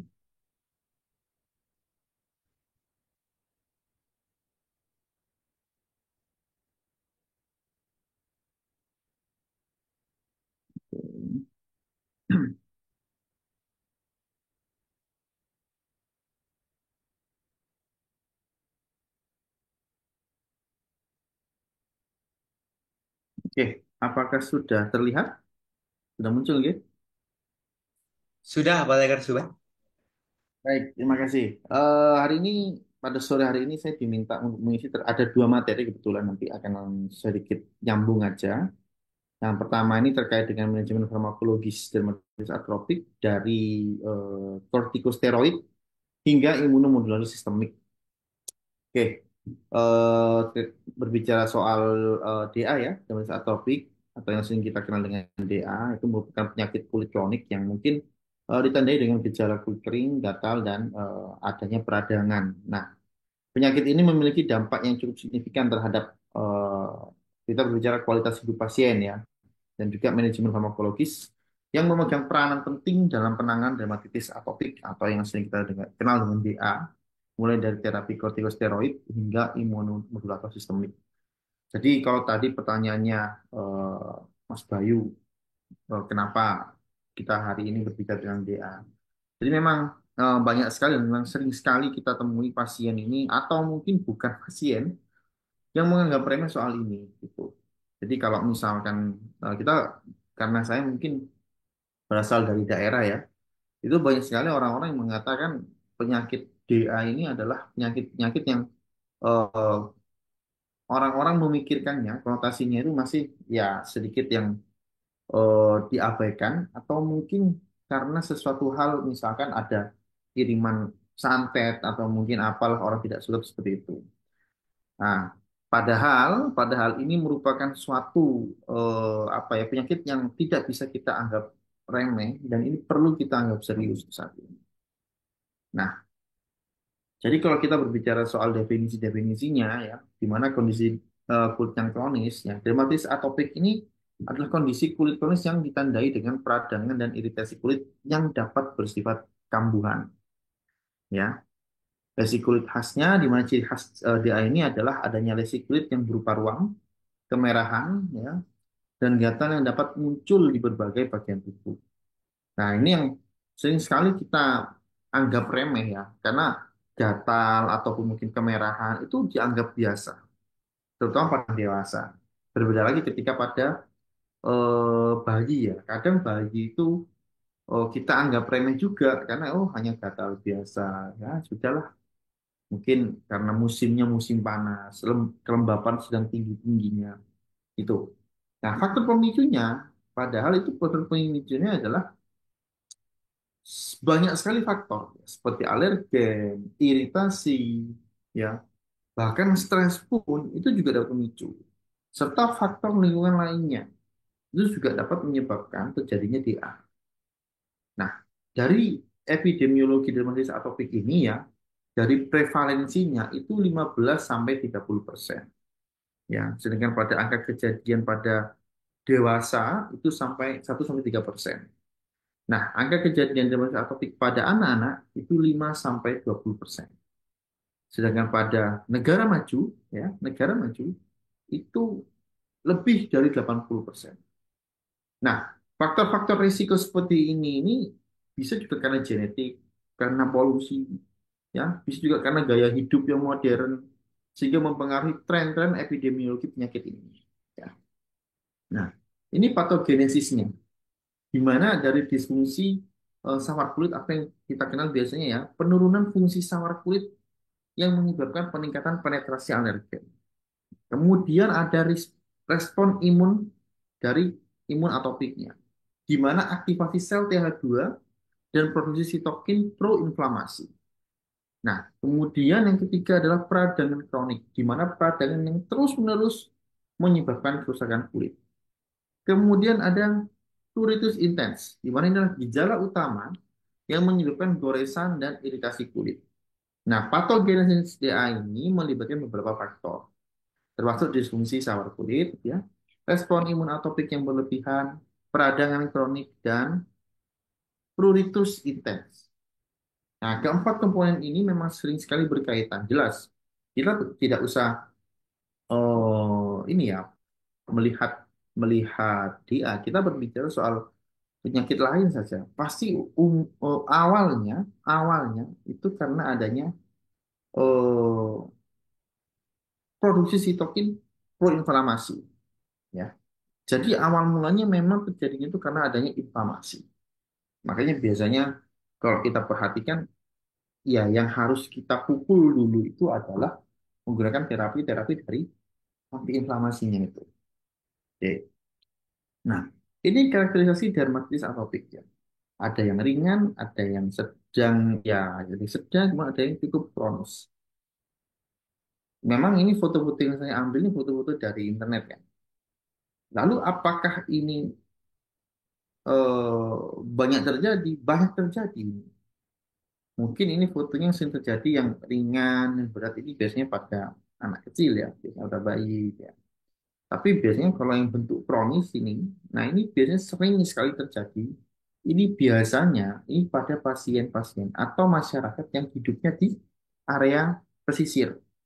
Kebetulan saya dari Madura, ya, di sisi pantai, ya. Kemudian juga, jadi di sana itu memang ya satu ya, eh, suhu yang terik, kemudian juga memang kondisi memang di sana itu kalau kadang ya terkadang dari musim kalau malam itu dingin sekali, kalau siang itu panas sekali. Nah, ini juga dapat memicu. Ya. Nah, kemudian juga ini awalnya ya sedang dulu ya ringan dulu. Dianggap remeh, dianggap biasa. Kemudian dari kondisi tempat tinggal dan air yang pasokannya yang juga tidak cukup baik, ini menyebabkan menjadi kronis pada akhirnya. Nah, ini yang menyebabkan pada akhirnya orang-orang itu menganggapnya bahwa wah ini saya terkena ini ya apa namanya kiriman biasanya orang gitu. Padahal ini adalah dermatitis atopik yang sudah kelasnya kronis seperti itu.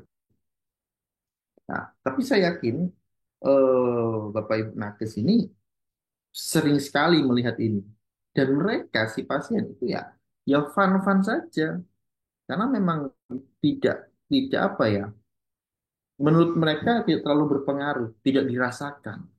Nah, padahal ini berbahaya sekali. Ya. Nah, lalu bagaimana dengan terapi kortikosteroid? Loh, Mas, kenapa kok pakai kortikosteroid? Kan seperti itu pertanyaannya ya. Kita berbicara soal mekanisme kerjanya dulu. Ya. Kortikosteroid ini berikatan dengan reseptor glukokortikoid sitoplasma. Nah, lalu ya kompleks tersebut ini masuk ke nukleus untuk menghasilkan efek antiinflamasi dan imunosupresan. Ya, kita ketahui ya golongan kortikosteroid ini memang memang apa namanya memang cukup top ya, memang cukup top. Masuk kita ketahui memang eh, sering kita ketahui juga memang ini adalah obat-obat dewa gitu ya. Nah, lalu bagaimana hubungannya dengan DA tadi? Nah, ini. Nah, bisa juga dari aplikasi topikal. Corticosteroid topikal ini tersedia dalam persediaan. Jadi seperti krim, lotion, krim, lotion, gel, ya, salep. Nah, yang disesuaikan dengan area kulit yang akan diobati. Perlu diketahui juga, walaupun sudah ada bahan aktifnya adalah kortikosteroid, tentu perlu diperhatikan juga ya bahan-bahan pembawanya. Khawatirnya bahan pembawanya ini juga yang dapat memicu terjadinya inflamasi. Nah, ini ya. Kemudian aplikasi sistemik. Ya, aplikasi sistemik ya corticosteroid sistemik ini ya seperti prednisolon atau methylprednisolon ini diresepkan untuk kasus-kasus DA yang lebih berat atau meluas. Nah, mekanisme kerja corticosteroid ini ya terbagi tiga ya, ada yang modulasi respon inflamasi, ada yang penekanan aktivitas sel imun, kemudian ada stabilisasi membran sel. Nah, modulasi respon inflamasi ya seperti corticosteroid ini bekerja dengan menghambat pelepasan mediator-mediator inflamasi seperti prostaglandin dan leukotriene. Kalau pada penekanan aktivitas sel imun, ya, kortikosteroid dapat menekan aktivitas sel-sel inflamasi seperti limfosit, makrofag, dan eosinofil. Nah, stabilisasi membran selnya, kortikosteroid dapat menstabilkan membran sel sehingga menghambat pelepasan mediator-mediator inflamasinya tadi. Nah, ini jenis-jenis kortikosteroid topikal, ya. Ada yang golongan rendah, menengah, tinggi, hingga golongan ya bahasanya ya ultra tinggi atau yang cukup high ya. Ya, terbagi seperti ya eh, seperti hidrokortisol, kortisolon. Nah, ini memang biasanya digunakan untuk mengatasi dermatitis ringan ya, sampai yang sedang. Kalau yang menengah ada triamcinolone, mometasone, dan betamethasone. Nah, kemudian masuk yang tinggi. Nah, cukup tinggi biasanya ada clobetasol dan diflorason yang merupakan corticosteroid yang golongan yang cukup tinggi yang memiliki efek antiinflamasi dan antiproliferatif yang sangat kuat. Nah, sedangkan pada corticosteroid yang cukup lebih tinggi lagi di atasnya ada halcinolone, ya, kemudian ada dipropionic acid, dan fluocyanid yang merupakan kortikosteroid dengan efek antiinflamasi dan antiproliferatif yang cukup kuat. Nah, tentu ini penggunaannya harus diawasi memang ya. Biasanya ini diawasi betul oleh dokter-dokter spesialis kulit kelamin ya biasanya ya. Nah, yang memang dipantau betul penggunaannya, kemudian ketertiban penggunaannya seperti itu. Mengapa golongan ultra, ya, golongan yang cukup tinggi seperti halsinolon ini tidak diterapkan langsung kepada golongan yang rendah? Jadi nggak usah menggunakan hidrokortison dan prednisolon. Nah, tentunya itu menyikapi terkait dengan efek, ya, efek. Kemudian yang kedua juga kita berbicaranya juga pada long term-nya nanti seperti apa.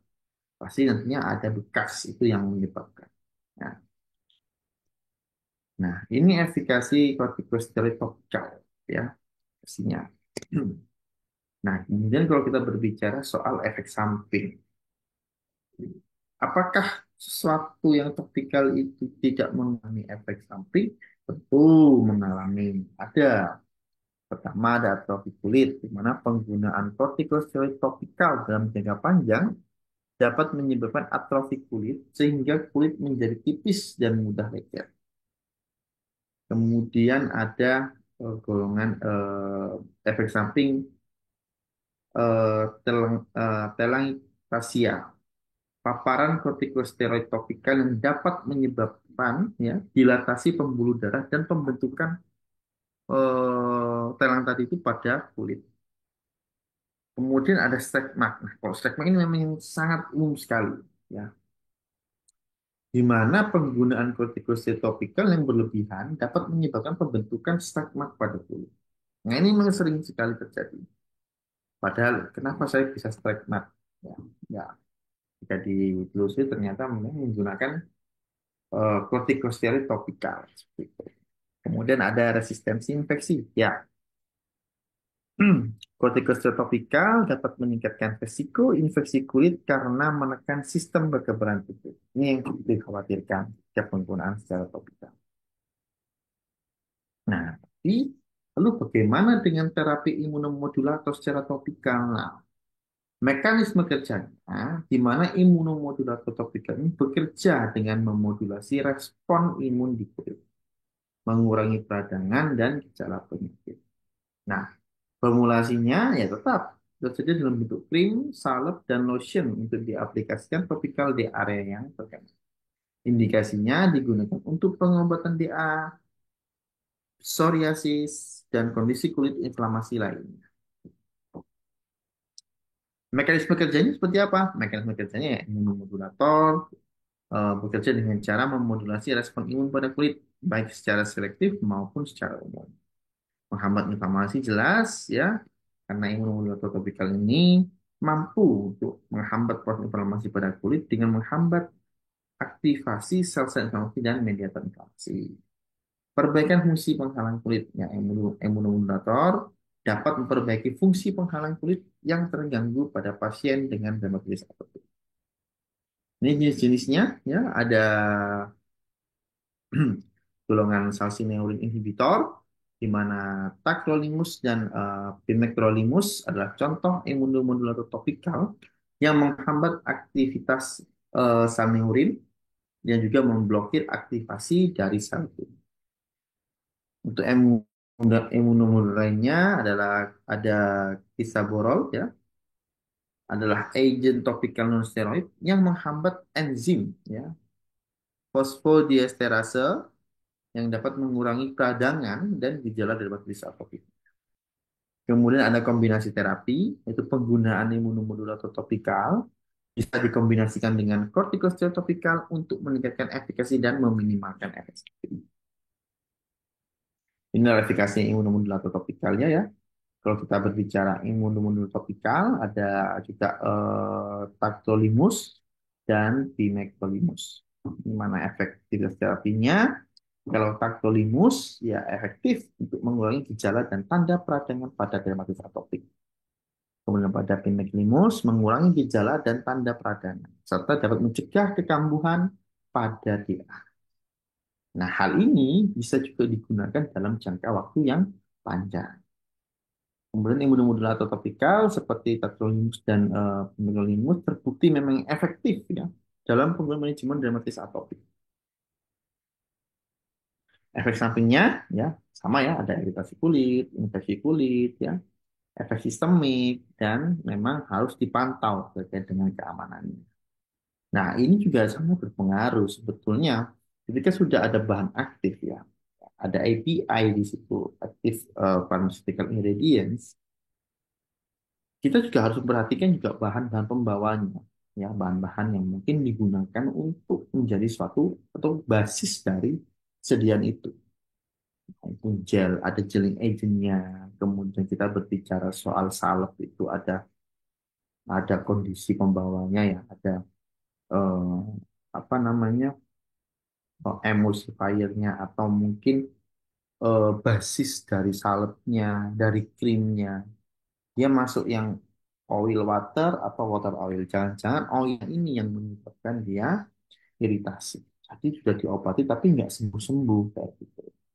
Nah, ini artinya ya, karena mekanisme kerjanya, kemudian imunomodulator sistemik bekerja dengan mempengaruhi sistem kekebalan tubuh secara menyeluruh sehingga menekan respon inflamasi. Kalau pada jenis imunomodulatornya, di mana obat-obatan golongan imunomodulator sistemik yang umum digunakan pada pasien DA seperti methotrexate ya, siklosporin dan asupan kortikosteroid itu bisa juga digunakan. Ya, indikasi penggunaannya terapi imunomodulator sistemik diindikasi untuk kasus DA yang berat atau tidak responsif terhadap pengobatan topikal. Ini mekanisme kerjanya juga ya, tadi banyak dibahas dengan peningkatan aktivitas sel T, peningkatan respon inflamasi, modulasi sistem imun, ya, di mana imun sistemiknya ini bekerja secara komprehensif untuk memperbaiki dysregulasi sistem imun yang dapat terjadi dari desmatis atopiknya. Nah, ini jenis imunomodulator sistemik ya, ya. Jadi ada kortikosteroid juga bisa, siklosporin dan biologik. Efikasinya untuk imunomodulator sistemik ya, berbagai imunomodulator sistemik telah terbukti efektif dalam mengatasi GA yang cukup parah atau tidak responsif terhadap terapi topikal. Kita ketahui di sini ya, seperti siklosporin, azathiopirin ya, kemudian ada golongan-golongan methotrexate ya. Memang ini jadi jangan kita memandangnya begini. Imunomodulator itu sangat berbeda sistem kerjanya dengan imunosupresan. Ya, imunomodulator ini memodulasi untuk meningkatkan imunnya. Seperti itu ya Bapak Ibu. Jadi kalau Anda perhatikan ya seperti siklosporin, azathioprine, kemudian ada methotrexate, kemudian kita ketahui juga ada golongan-golongan yang lainnya yang juga yang masuk dalam golongan misalkan kortikosteroid. Tapi mengapa dia itu masuknya ke imunomodulator? Ya. Nah, bahwanya memang imunomodulator itu berbeda dengan imunosupresan. Seperti itu.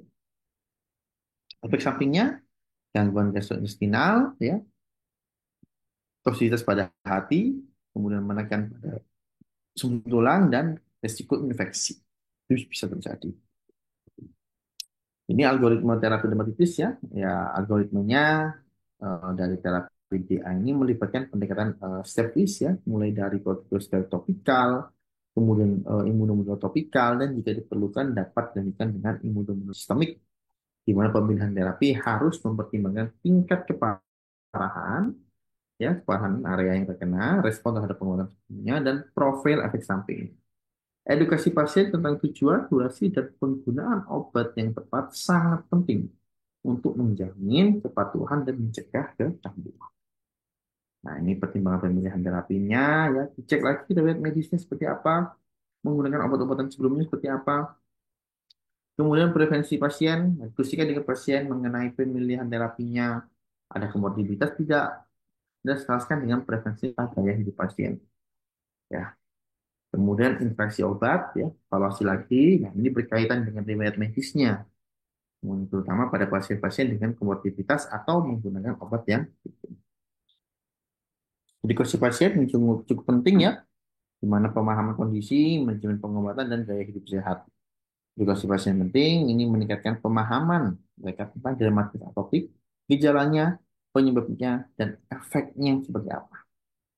Memang ini suatu struggle biasanya ketika kita juga berbicara pada pasien-pasien yang ya kita berbicaranya dari daerah yang memang dia jauh seperti terkait dengan belum pernah mendapatkan terkait dengan materi-materi dari kulit seperti itu. Kemudian manajemen pengobatan ya, pasien perlu diedukasi tentang berbagai pilihan terapi, manfaat, dan efek samping. Gaya hidup sehat tentu, karena edukasi juga mencakup cara menjaga kulit tetap sehat melalui perawatan, nutrisi, dan menghindari kemiskinan. Oke, ini monitoring dan evaluasi terapi, evaluasi gejalanya, pemantauan efek samping, evaluasi kepatuhan, serta penyesuaian terapi. Kesimpulannya, manajemen farmakologis atopik memerlukan pendekatan yang komprehensif yang melibatkan penggunaan kortikosteroid topikal dan imunomodulator, baik topikal maupun sistemik. Pemilihan terapi harus mempertimbangkan berbagai faktor. Adanya seperti keparahan penyakit, respon pasien, dan efek samping potensial. Edukasi pasien juga sangat penting untuk memastikan kepatuhan dan optimalisasi hasil terapi. Ini materi pertama saya. Langsung saja nanti saya sambung. Mohon izin.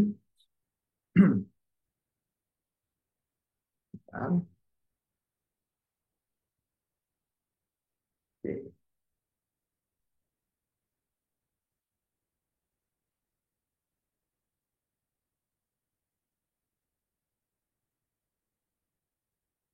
Oke, yang berikutnya terkait dengan terapi farmakologis dermatitis atopik. Ya, sebetulnya tidak terlalu jauh, ya. Cuman ini ada beberapa hal yang memang harus saya sampaikan juga. Jadi mungkin lebih dalam terkait dengan mekanisme kerja dan indikasi pengobatannya. Ya, ini saya lewati saja. Kita masuk pada klasifikasi terapi farmakologis pada DA-nya. Itu ada terapi topikal, terapi sistemik ya. Ternyata juga ada terapi biologik dan terapi kombinasi. Nah, terapi topikal ini obat yang langsung dioleskan pada kulit ya. Yang sistemik itu yang diminum atau mungkin bisa via eh, injeksi ya, atau IV boleh, atau mungkin bisa secara subkutan tidak bisa. Terapi biologik bisa terapi berbasis protein biologis yang cukup spesifik. Mulai terapi kombinasi, di mana kombinasi beberapa jenis terapi dari farmakologis. Nah, ini kortikosteroid topikal. Ini mekanisme kerja dan indikasinya. Mekanisme kerjanya, mekanisme aksinya menghambat inflamasi dan gejala alergi, kemampuan antiinflamasi, mengurangi edema, eritema, dan gatal. Indikasi utamanya yaitu pengobatan eksacerbasi pada DA, ya. Pemilihan potensinya disesuaikan dengan tingkat keparahan dari lesi. Nah ini ya, calcineurin inhibitor topikalnya, ya, mekanisme kerja dan indikasinya. Itu mekanisme penghambatan, penekanan respon imun, ya, dan mengurangi inflamasi. Ya, sama ya kita sampaikan. Nah, calcineurin inhibitor topikal ini merupakan terapi pilihan untuk dermatitis atopik ya, yang tidak terkontrol menggunakan kortikosteroid topikal. Obat ini bekerja dengan menghambat aktivitas enzim calcineurin sehingga menghambat aktivasi sel T dan produksi sitokin proinflamasi. Hal ini menyebabkan penurunan respon imun dan pengurangan inflamasi pada kulit yang kena. Antibiotik topikal ya, dengan manajemen infeksi kulit bisa ya, dengan infeksi sekunder menangani infeksi kulit akibat adanya bakteri, penghambatan bakteri, menghambat pertumbuhan dan penyebaran bakterinya, bisa dengan cepat dengan pengobatan antibakteri yang cukup cepat, yang fast ya untuk pemberian aktivitinya, Yang keempat adalah mengurangi komplikasi, untuk mencegah komplikasi serius akibat adanya infeksi. Nah, kemudian ada asam oral. Ini mekanisme kerja dan indikasinya. Mekanisme kerjanya itu adalah memblokir reseptor histamin H1 yang mengurangi gejala alergi. Efek sedasinya dapat menyebabkan ngantuk, terutama pada antihistamin yang cukup lama apa namanya efektivitasnya. Kemudian indikasi utamanya itu adalah pada pruritus, ya, rinitis, urtikaria, angioedema, dan reaksi alergi lain. Ya, jadi diperhatikan lagi. Kalau ini untuk antihistamin yang oral. Kemudian ada imunosupresan sistemik. Ya, ini mekanisme kerja dan indikasinya. Nah, inhibisi sel T menghambat aktivitas dan proinfiltrasi sel T. Ini hampir sama seperti tadi ya. Di mana imunosupresan sistemik seperti kortikosteroid, ya, kalsineurin inhibitor, dan obat biologis bekerja dengan menghambat aktivasi sel T, menekan respon inflamasi berlebihan, serta memperbaiki fungsi dan integritas barrier kulit. Nah, indikasi penggunaan termasuk kasus dermatitis atopik parah, eksaserbasi bakut, dan kondisi yang sulit dikendalikan. Nah, ini secara biologis ya, mekanisme kerja dan indikasinya, yaitu adalah blockade sitokin, menghambat aktivitas sitokin proinflamasi, menekan respon imun ya, modifikasi fungsi sel T, perbaikan barrier kulit, meningkatkan regenerasi epidermis. Nah, terapi biologi ini memang menargetkan mekanisme patogenesis mendasar pada dermatitis atopik. Obat-obat ini memberikan pendekatan terapeutik yang lebih spesifik dan efektif, terutama pada kasus berat yang tidak responsif terhadap pengobatan konvensional. Penata laksana praktikal terapi farmakologis yaitu pemilihan terapi, teknik aplikasinya, edukasi pasien, dan monitoring terapinya. Tentu pemilihan terapi sesuaikan dengan tingkat keparahan ya. Teknik aplikasinya pahami cara tepat untuk mengaplikasikan obat topikalnya. Ya. Edukasi pasien, jelaskan tujuan dan durasi pengobatannya ini seperti apa. Monitoring terapi, jelas ya, dievaluasi efektivitas dan efek samping secara peta. Nah,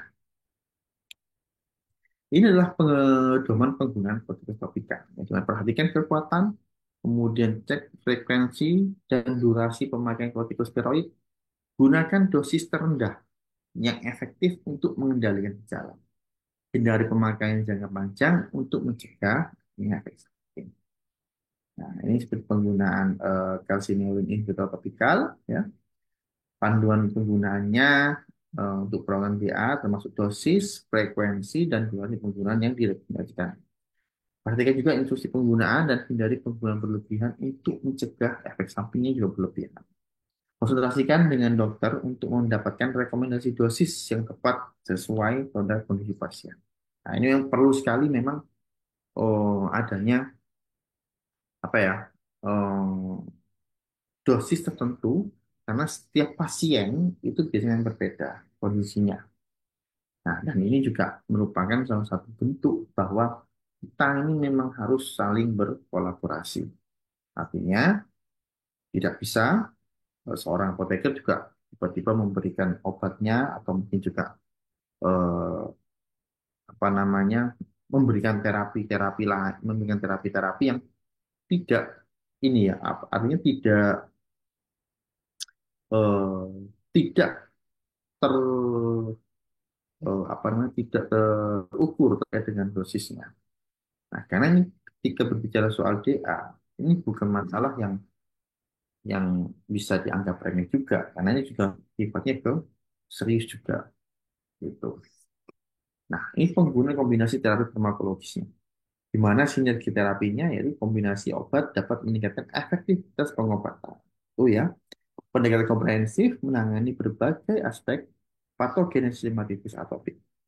Kemudian yang ketiga mengurangi efek samping, menurunkan dosis dengan tetap memaksimalkan hasil. Yang keempat adalah pengelolaan gejala, menangani respon inflamasi, pruritus, dan infeksi. Nah, peran edukasi pasien dalam manajemennya ya pemahaman pasien, ya kepatuhan pengobatan, teknik pengelolaan gejala, serta strategi pencegahan. Nah, ini model efektivitas terapi farmakologisnya ya. Keamanan efek samping terapi farmakologis ya, efek samping dari kortikosteroid tadi ya.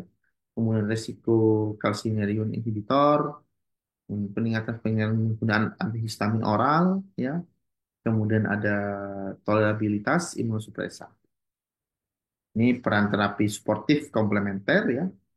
Nah, itu yang pasti adalah gaya hidup sehat tentu ya, manajemen stres, terapi komplementer, penggunaan herbal dan terapi non farmakologis, kemudian ada dukungan psikososial, ya, konseling dan terapi kelompok untuk manajemen ya. Kemudian pertimbangan khusus untuk populasi yang cukup rentan pada bayi dan anak-anak, lansia, ibu hamil dan menyusui, serta penyakit penyerta. Nah, evaluasi respon terapi dan modifikasi pengobatan, pemantauan gejalanya, diukur juga dengan biomarkernya, kemudian juga penyesuaian dosisnya. Nah, strategi tapering dan pencegahan kekambuhan, tentu ya, dengan perlahan-lahan, kemudian monitoring yang cukup ketat, terapi penunjang, serta pencegahan stresnya. Seperti itu. Kemudian ada integrasi terapi farmakologis dengan manajemen gaya hidup. Nah, ini perubahan pola makan. Nah, konsumsi makanan sehat dan seimbang, tentu. Mungkin saat ini kita itu suka, eh, sekarang sudah, terutama pada Gen Z ya. Gen Z ini sudah mulai fokus juga pada makanan-makanan sehat dan seimbang. Nah, mungkin ini yang juga perlu kita perhatikan bahwa perubahan pola makan ini bukan cuma dari makanan yang sehat dan seimbang, tapi juga perlu dilandasi dengan aktivitas fisik, rutin berolahraga untuk mengelola stres. Ya, kemudian manajemen stres ya, teknik relaksasi dan mindfulness ya dapat membantu untuk manajerial stresnya. Gitu. Ini perspektif terkini dan perkembangan terbaru terkait dengan terapi inovatifnya, yaitu dengan pendekatan baru seperti sitokin, antibodi monoklonal, dan modulasi sistem imun. Kemudian bisa menggunakan juga secara teknologi secara digital, ya, penggunaan aplikasi seluler, alat wearable, dan telemedicine untuk pemantauannya. Kemudian yang ketiga adalah peran mikrobiom, yaitu penelitian tentang mikrobiota kulit dan perannya dalam patogenesis dermatitis. Keempat adalah pendekatan holistik, yaitu integrasi terapi farmakologis dengan gaya hidup dan manajemen stres. Nah, ini tinjauan-tinjauan kasus klinis ya, implementasi terapi farmakologis, ya, contoh kasusnya itu pada pasien dengan DA yang cukup parah, memberikan respon yang baik, ya, kombinasi terapi topikal dan oral memberikan hasil yang optimal, sehingga pemantauan rutin dan penyesuaian dosis ini juga sangat diperlukan untuk mencapai kontrol gejala. Ini adalah rangkuman pada materi ini, yaitu adalah tentu yang utamanya adalah ikhtisar komprehensif terapi farmakologis, di mana poin pentingnya adalah panduan kunci untuk pengelolaan yang cukup efektif, serta langkah-langkah praktisnya, yaitu adalah rekomendasikan untuk implementasi terapinya. Oke, sekian dari saya. Terima kasih. Barangkali ada yang bisa kita diskusikan bersama-sama. Saya di sini kesannya bukan untuk mengajari, tapi kita saling berdiskusi. Terlebih dahulu, Assalamualaikum warahmatullahi wabarakatuh. Saya kembalikan lagi kepada Mas Bayu. Monggo, silakan. Wabarakatuh. Terima kasih Apoteker Suban buat materi yang keduanya. Saya mau izin add spotlight. Oke teman-teman, boleh dong kita kasih reaction kita kasih tepuk tangan virtual kita buat Apoteker Suban di materi yang kedua. Ini kalau saya lihat, wah saya yang keliru ya teman-teman, kolom chat belum saya buka, makanya tadi sempat ya, tidak ada yang tanya. Sekarang kolom chat sudah saya buka ya teman-teman, tengah-tengah materi tadi, jadi teman-teman bisa bertanya. Silakan ngetik-ngetik terlebih dahulu teman-teman pertanyaannya. Wah, sudah. Oke, terima kasih juga buat setiap tepuk tangan virtualnya ya teman-teman. Silakan yang ingin bertanya atau kalau ingin lebih mudah teman-teman bisa angkat tangan. Nanti saya akan kasih mic untuk bertanya. Wah, ini Kak Rinaldi di depan monitor saya lagi. Kira-kira ada pertanyaan enggak Kak Rinaldi tadi?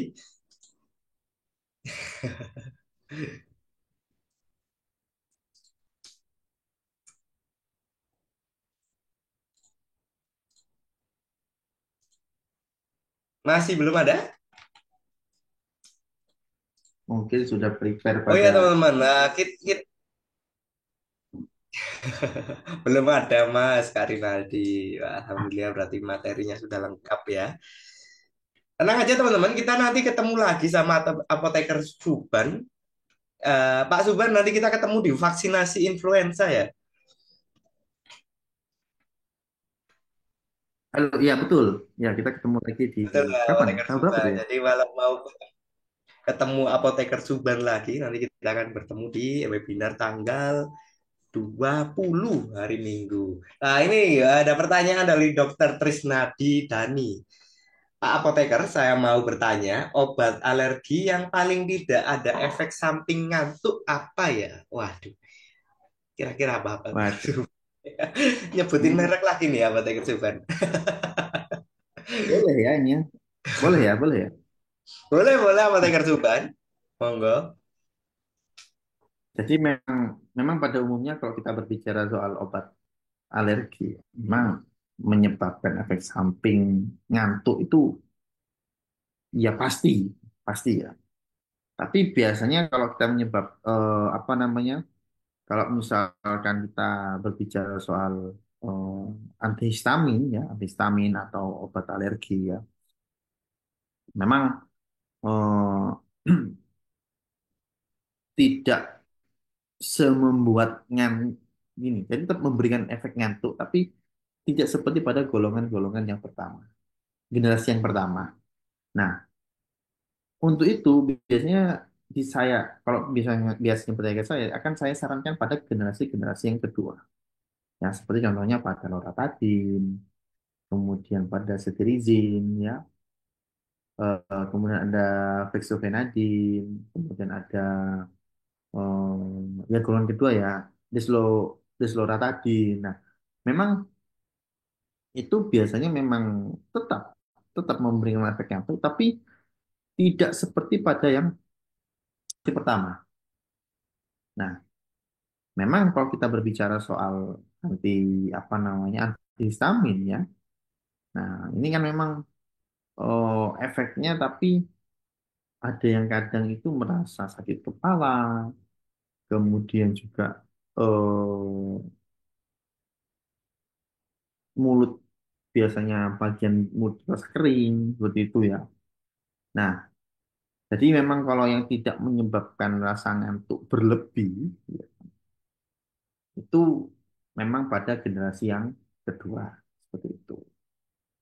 Nah, seperti itu dokter. Cuman memang biasanya ya dok ya, kalau berbicara soal antihistamin ini memang orang-orang tetap akan merasakan ngantuk seperti itu. Ya pada cetirizine pun itu walaupun memang itu golongan kedua memang tapi tetap efeknya ada rasa ngantuknya seperti itu. Mungkin seperti itu dokter. Ya. Oke, itu ya jawaban dari Apoteker Suban. Pertanyaan dari Dokter Trisnadi Dani tadi ya. Eh, Hanya satu saja, semoga terjawab ya Dokter Trisnadi. Wah, ini sudah terjawab. Terima kasih Pak Apoteker. Terima kasih dokter. Apakah ada pertanyaan lagi apa dari teman-teman? Ya, mungkin sambil ini ya Mas Bayu sambil Hmm, menunggu rekan-rekan yang lagi ngetik mungkin. Jadi tadi dari siapa ya? Dari Pak Rinaldi kalau nggak salah yang bertanya ke Dokter Dea terkait dengan penggunaan apa minyak kelapa seperti itu. ya. Sebetulnya minyak kelapa itu bisa kita buat sendiri kok di rumah. Dan itu bisa memang sebagai apa ya?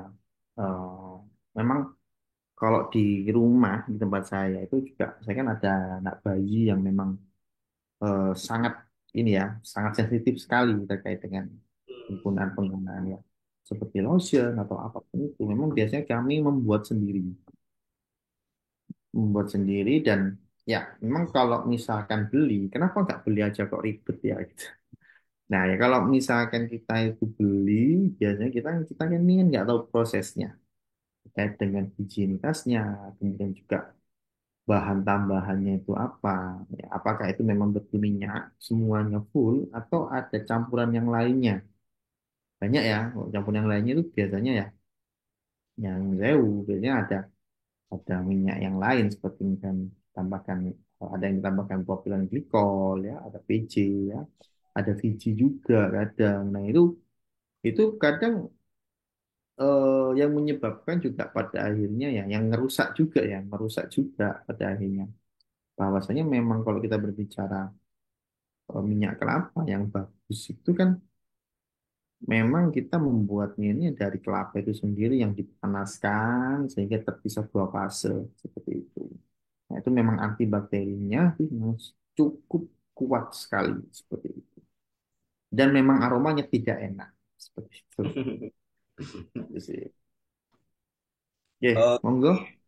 terima kasih Apoteker Suban untuk tambahan. Tadi sepertinya pertanyaan dari Kak Rizaldi ya waktu on mic tadi ya mengenai ya, beberapa terapi kalau kita biasanya sebut komplementer ya Pak Suban. Oke, bagaimana teman-teman kalau tidak ada pertanyaan, kita langsung masuk saja ke closing statement dari Apoteker Suban. Tapi sebelumnya teman-teman, saya pengen foto lagi nih, kita foto bareng Apoteker Suban. Barangkali yang bisa on cam, tadi ada satu halaman, oh masih dari tempat ya teman-teman. Silakan teman-teman on cam sebentar lebih dahulu. Nanti saya akan foto buat ke panitia dan panitia akan mengirimkan ke Kemenkes ya teman-teman. Nah, oke. Beberapa sudah. Oke, teman-teman. Satu, dua, dan tiga. Oke, sudah. Terima kasih teman-teman dan terima kasih Apoteker Suban dan Apoteker Suban permisi. Seperti biasa saya minta closing statement nih buat kita nih Apoteker Suban untuk menyikapi kasus dermatitis atopik ini. Bagaimana Apoteker Suban? Oke, terkait dengan DA memang cukup ini penyakit yang tidak ada selesainya dan ini bukan musiman. Jadi kapanpun bisa saja terjadi dan terkenanya kepada siapapun. Nah, cukup kita perhatikan memang DA ini adalah sesuatu yang nampaknya cukup cukup mudah, cukup apa ya, ringan, namun ternyata itu dapat mempengaruhi terhadap kualitas hidup oleh pasien itu sendiri. Oleh karena itu, harapan saya kita sebagai nakes jangan pernah lelah dan jangan pernah capek juga. Apalagi sekarang kalau kita perhatikan juga kosmetik-kosmetik ini kan mulai banyak sekali ya yang tiba-tiba muncul, tiba-tiba hilang gitu ya. Memang itu juga bisa dapat memicu terkait adanya ya alergi itu. Nah, memang kalau saya boleh sampaikan juga, memang perlu diperhatikan seperti ya dari pewarna, kemudian dari preservatifnya ya, seperti ya ada sodium benzoat, kemudian formaldehid, kemudian seperti fragrance-nya, ya, essence-nya itu yang cukup cukup mempengaruhi juga seperti itu. Juga warna-warna kosmetik seperti PPD ya, parafenilin, diamilin. Nah, ini itu juga merupakan sesuatu yang mungkin ya bisa kita perhatikan dan mungkin bisa kita korek terkait dengan kebiasaan dari si pasien. Ini itu dari saya, kalau lebihnya mohon maaf. Terima kasih untuk semuanya. Salam sehat untuk kita semua. Terima kasih Mas Bayu. Terima kasih kembali Apoteker Suban dan salam sehat juga kepada Apoteker Suban dan seluruh rekan-rekan yang sudah hadir dalam Zoom kali ini. Mohon izin Apoteker Suban, saya akan remove spotlight sekali lagi. Terima kasih dan silakan monggo apabila ingin melanjutkan kegiatan. Oke teman-teman, seperti yang saya bilang tadi, nanti kita akan ketemu lagi bareng Pak Suban membahas mengenai vaksinasi influenza. Dan saya akan share nih teman-teman beberapa info webinar selanjutnya. Barangkali teman-teman masih butuh, masih ada yang cari SKP. Saya akan tampilkan juga di PPT sebelum saya menuju ke closing. Oke, sebentar.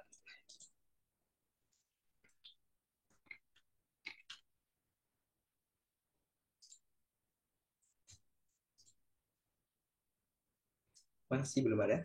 Oh, sebentar.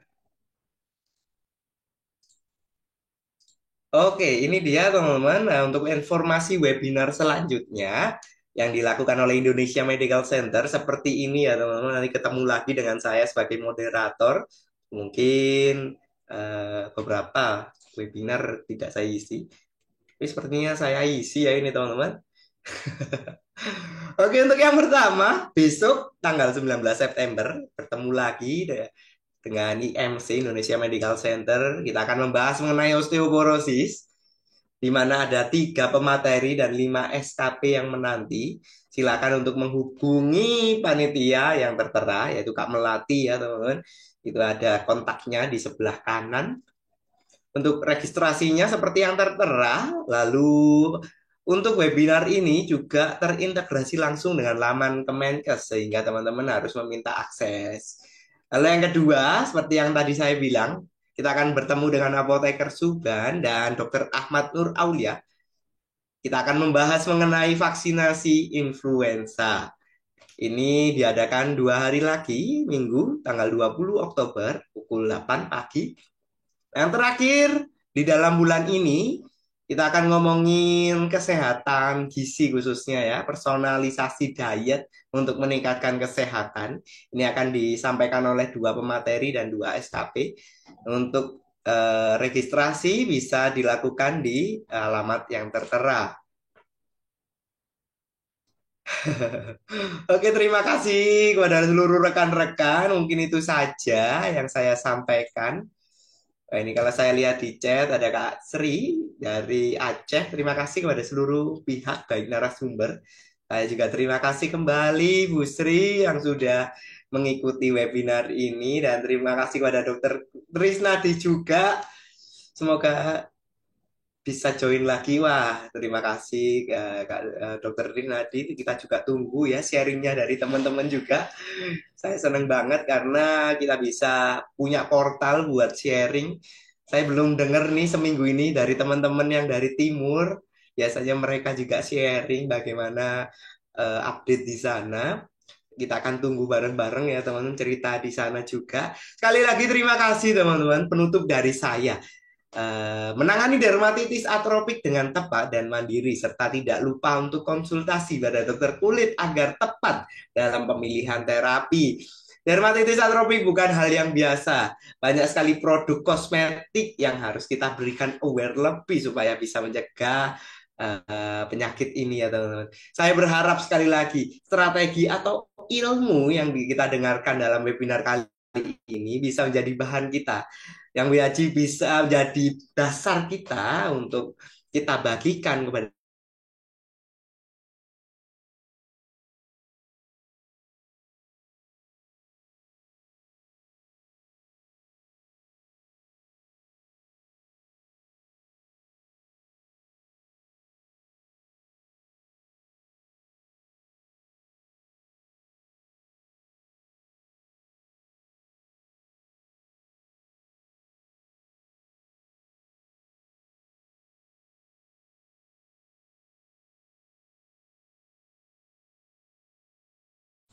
waduh suara saya hilang ya teman-teman, mohon maaf. Oke, penutup dari saya tadi, saya Bayu Rame Caksana sebagai moderator. Saya mohon maaf apabila ada kesalahan atau kekurangan dari saya selama webinar berlangsung. Gak enaknya kalau gini ya teman-teman. Barangkali kita berkesempatan ketemu offline, jadi tidak ada halangan dari sinyal. Terakhir dari saya, wabillahi taufik wal hidayah. Wassalamualaikum warahmatullahi wabarakatuh dan sampai bertemu kembali di webinar selanjutnya. Saya pamit undur diri. Bye-bye teman-teman. Boleh dong isi kolom chatnya.